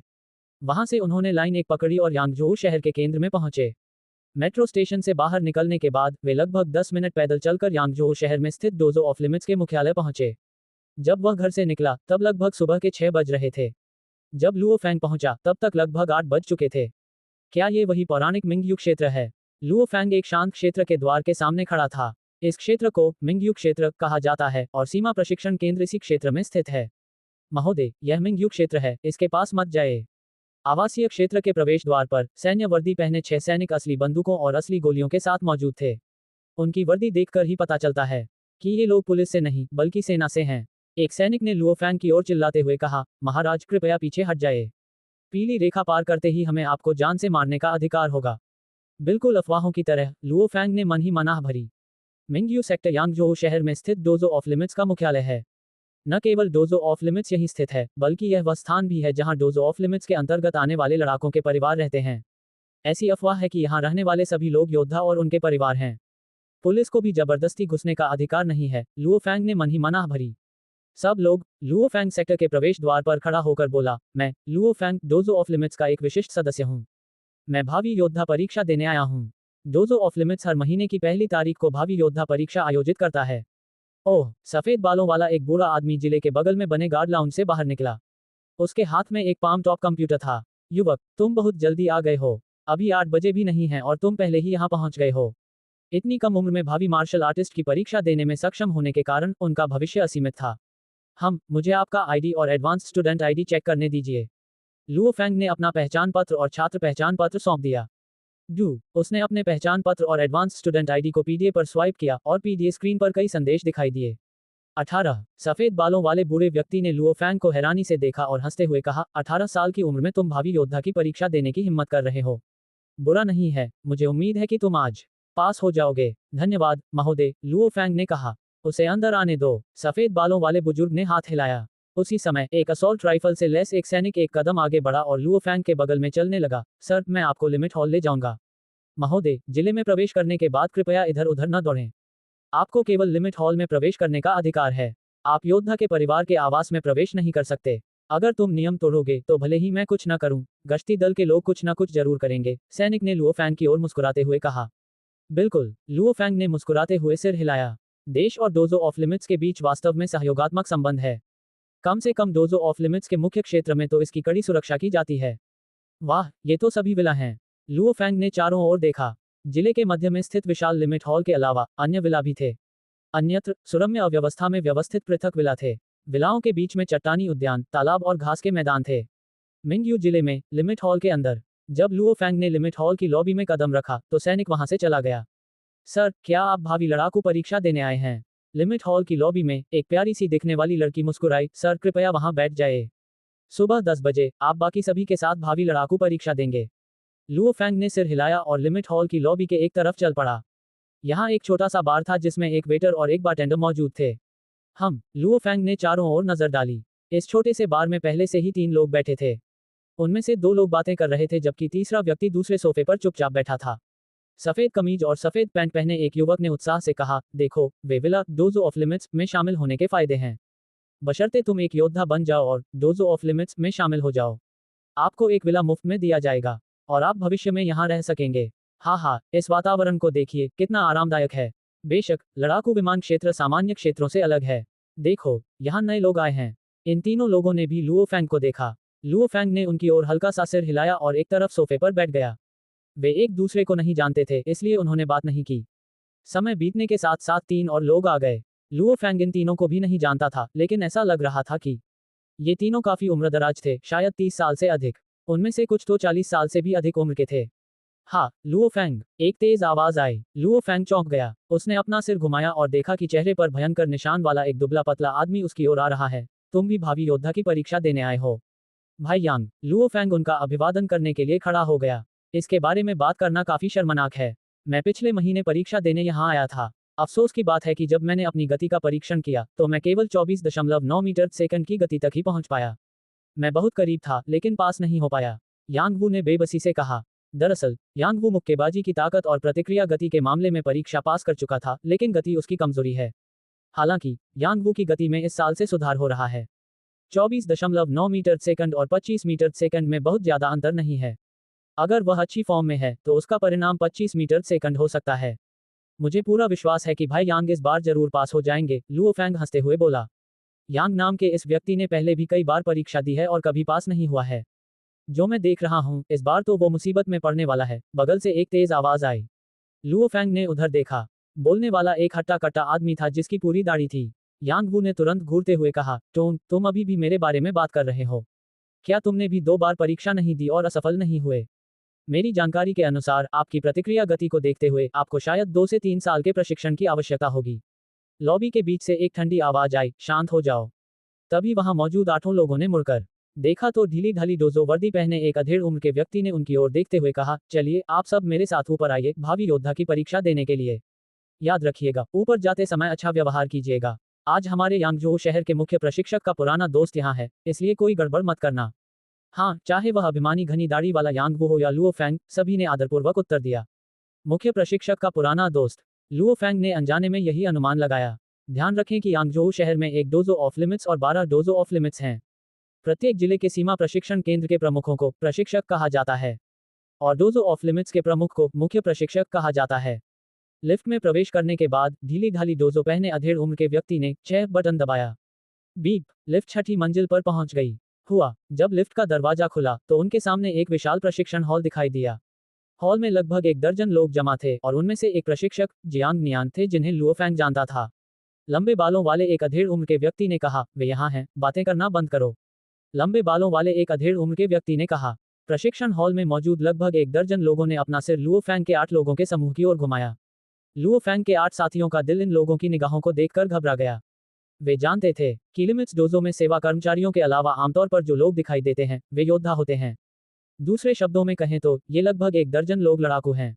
आखिरकार ये यांगझोउ शहर में स्थित डोजो ऑफ लिमिट्स का मुख्यालय है। लंबे बालों वाले अधेड़ उम्र के व्यक्ति ने आदेश दिया, परीक्षा की तैयारी करो। लुओ फैंग ने इंटरनेट पर लंबे बालों वाले इस अधेड़ उम्र के व्यक्ति को देखा था। ये व्यक्ति लिमिट्स डोजो का प्रमुख और यांगझोउ शहर का मुख्य प्रशिक्षक वू टोंग है। एक एक करके यहाँ आओ और मुझे अपने पहचान पत्र दिखाओ। लुओ फैंग के 8 लोगों के समूह का नेतृत्व करने वाले लड़ाके ने उनके पहचान पत्र लिए और हंसते हुए उन्हें मुख्य प्रशिक्षक वू टोंग को दे दिया। प्रमुख, आज तो काफी लोग आए हैं। वे 8 हैं, ठीक है। वू टोंग ने बेतरतीब ढंग से एक पहचान पत्र निकाला और उसे मशीन के किनारे पर सरका दिया। बीप, मशीन से एक पारदर्शी स्क्रीन बाहर निकली और उस पर बड़ी मात्रा में व्यक्तिगत जानकारी दिखाई दी। मुख्य प्रशिक्षक ने उदासीनता से कहा, पहले तो टोंग गुवान मुट्ठी की ताकत का परीक्षण शुरू करो। आप जैसे सैन्यकर्मी भी परीक्षा देने के लिए डोजो ऑफ लिमिट्स में आते हैं। दिलचस्प, ये सुनकर लुओ फैंग मुस्कुराए बिना नहीं रह सका। लिमिट्स का डोजो दुनिया के सबसे ताकतवर योद्धा द्वारा बनाया गया था। डोजो ऑफ लिमिट्स की परीक्षाएं विश्वसनीय हैं और इन्हें बहुत महत्व दिया जाता है। परीक्षा परिणाम घोषित होने के बाद उन्हें विश्व के हर देश और क्षेत्र द्वारा मान्यता दी जाएगी। यहाँ तक कि सेना से जुड़े लोग या पारिवारिक परंपराओं के अनुसार प्रशिक्षण लेने वाले लोग भी डोजो ऑफ लिमिट्स में परीक्षा देना पसंद करते हैं। अपनी मुट्ठी की ताकत का परीक्षण करो, मुख्य प्रशिक्षक ने आदेश दिया। हाँ, घनी दाढ़ी वाले उस आदमी ने तुरंत एक कदम आगे बढ़ाया। उसकी आंखें चौड़ी हो गईं और उसने अपना बायां हाथ अपने चेहरे के सामने कर लिया। उसकी दाहिनी मुट्ठी ने हवा में एक चाप बनाया और विशाल मुट्ठी शक्ति परीक्षण मशीन पर जोर से प्रहार किया। मुट्ठी शक्ति परीक्षण मशीन में बस हल्का सा कंपन हुआ। मुट्ठी की ताकत का परीक्षण करने वाली मशीन की स्क्रीन पर तुरंत एक संख्या दिखाई दी, 986 किलोग्राम। पास। अगला, लुओ फेंग, मुख्य प्रशिक्षक ने लापरवाही से दूसरा पहचान पत्र मशीन पर सरकाया और विस्तृत जानकारी देखी। वह आश्चर्यचकित हुए बिना नहीं रह सके। हम 18 साल के। और जियांग, यह आपके जियांग क्षेत्र से है ना? इतना प्रतिभाशाली बच्चा कब सामने आया? हाहा। बगल में खड़े प्रशिक्षक जियांग नियान गर्व से हंसे बिना नहीं रह सके। ये कहना मुश्किल है कि उसमें इतनी ताकत है या नहीं। किनारे पर खड़े दर्जन भर लड़ाकों में से एक मोटे बूढ़े आदमी ने हंसते हुए कहा, शायद वह दुनिया देखने आया है और उसमें कोई ताकत नहीं बची है।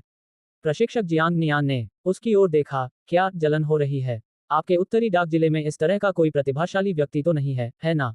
लुओ फेंग, उन्हें हमारे जियांग क्षेत्र के छात्रों की ताकत दिखाओ। जी हाँ, प्रशिक्षक, लुओ फेंग ने आगे बढ़कर जोर से जवाब दिया और फिर मुट्ठी की ताकत जांचने वाली मशीन की ओर चल पड़ा।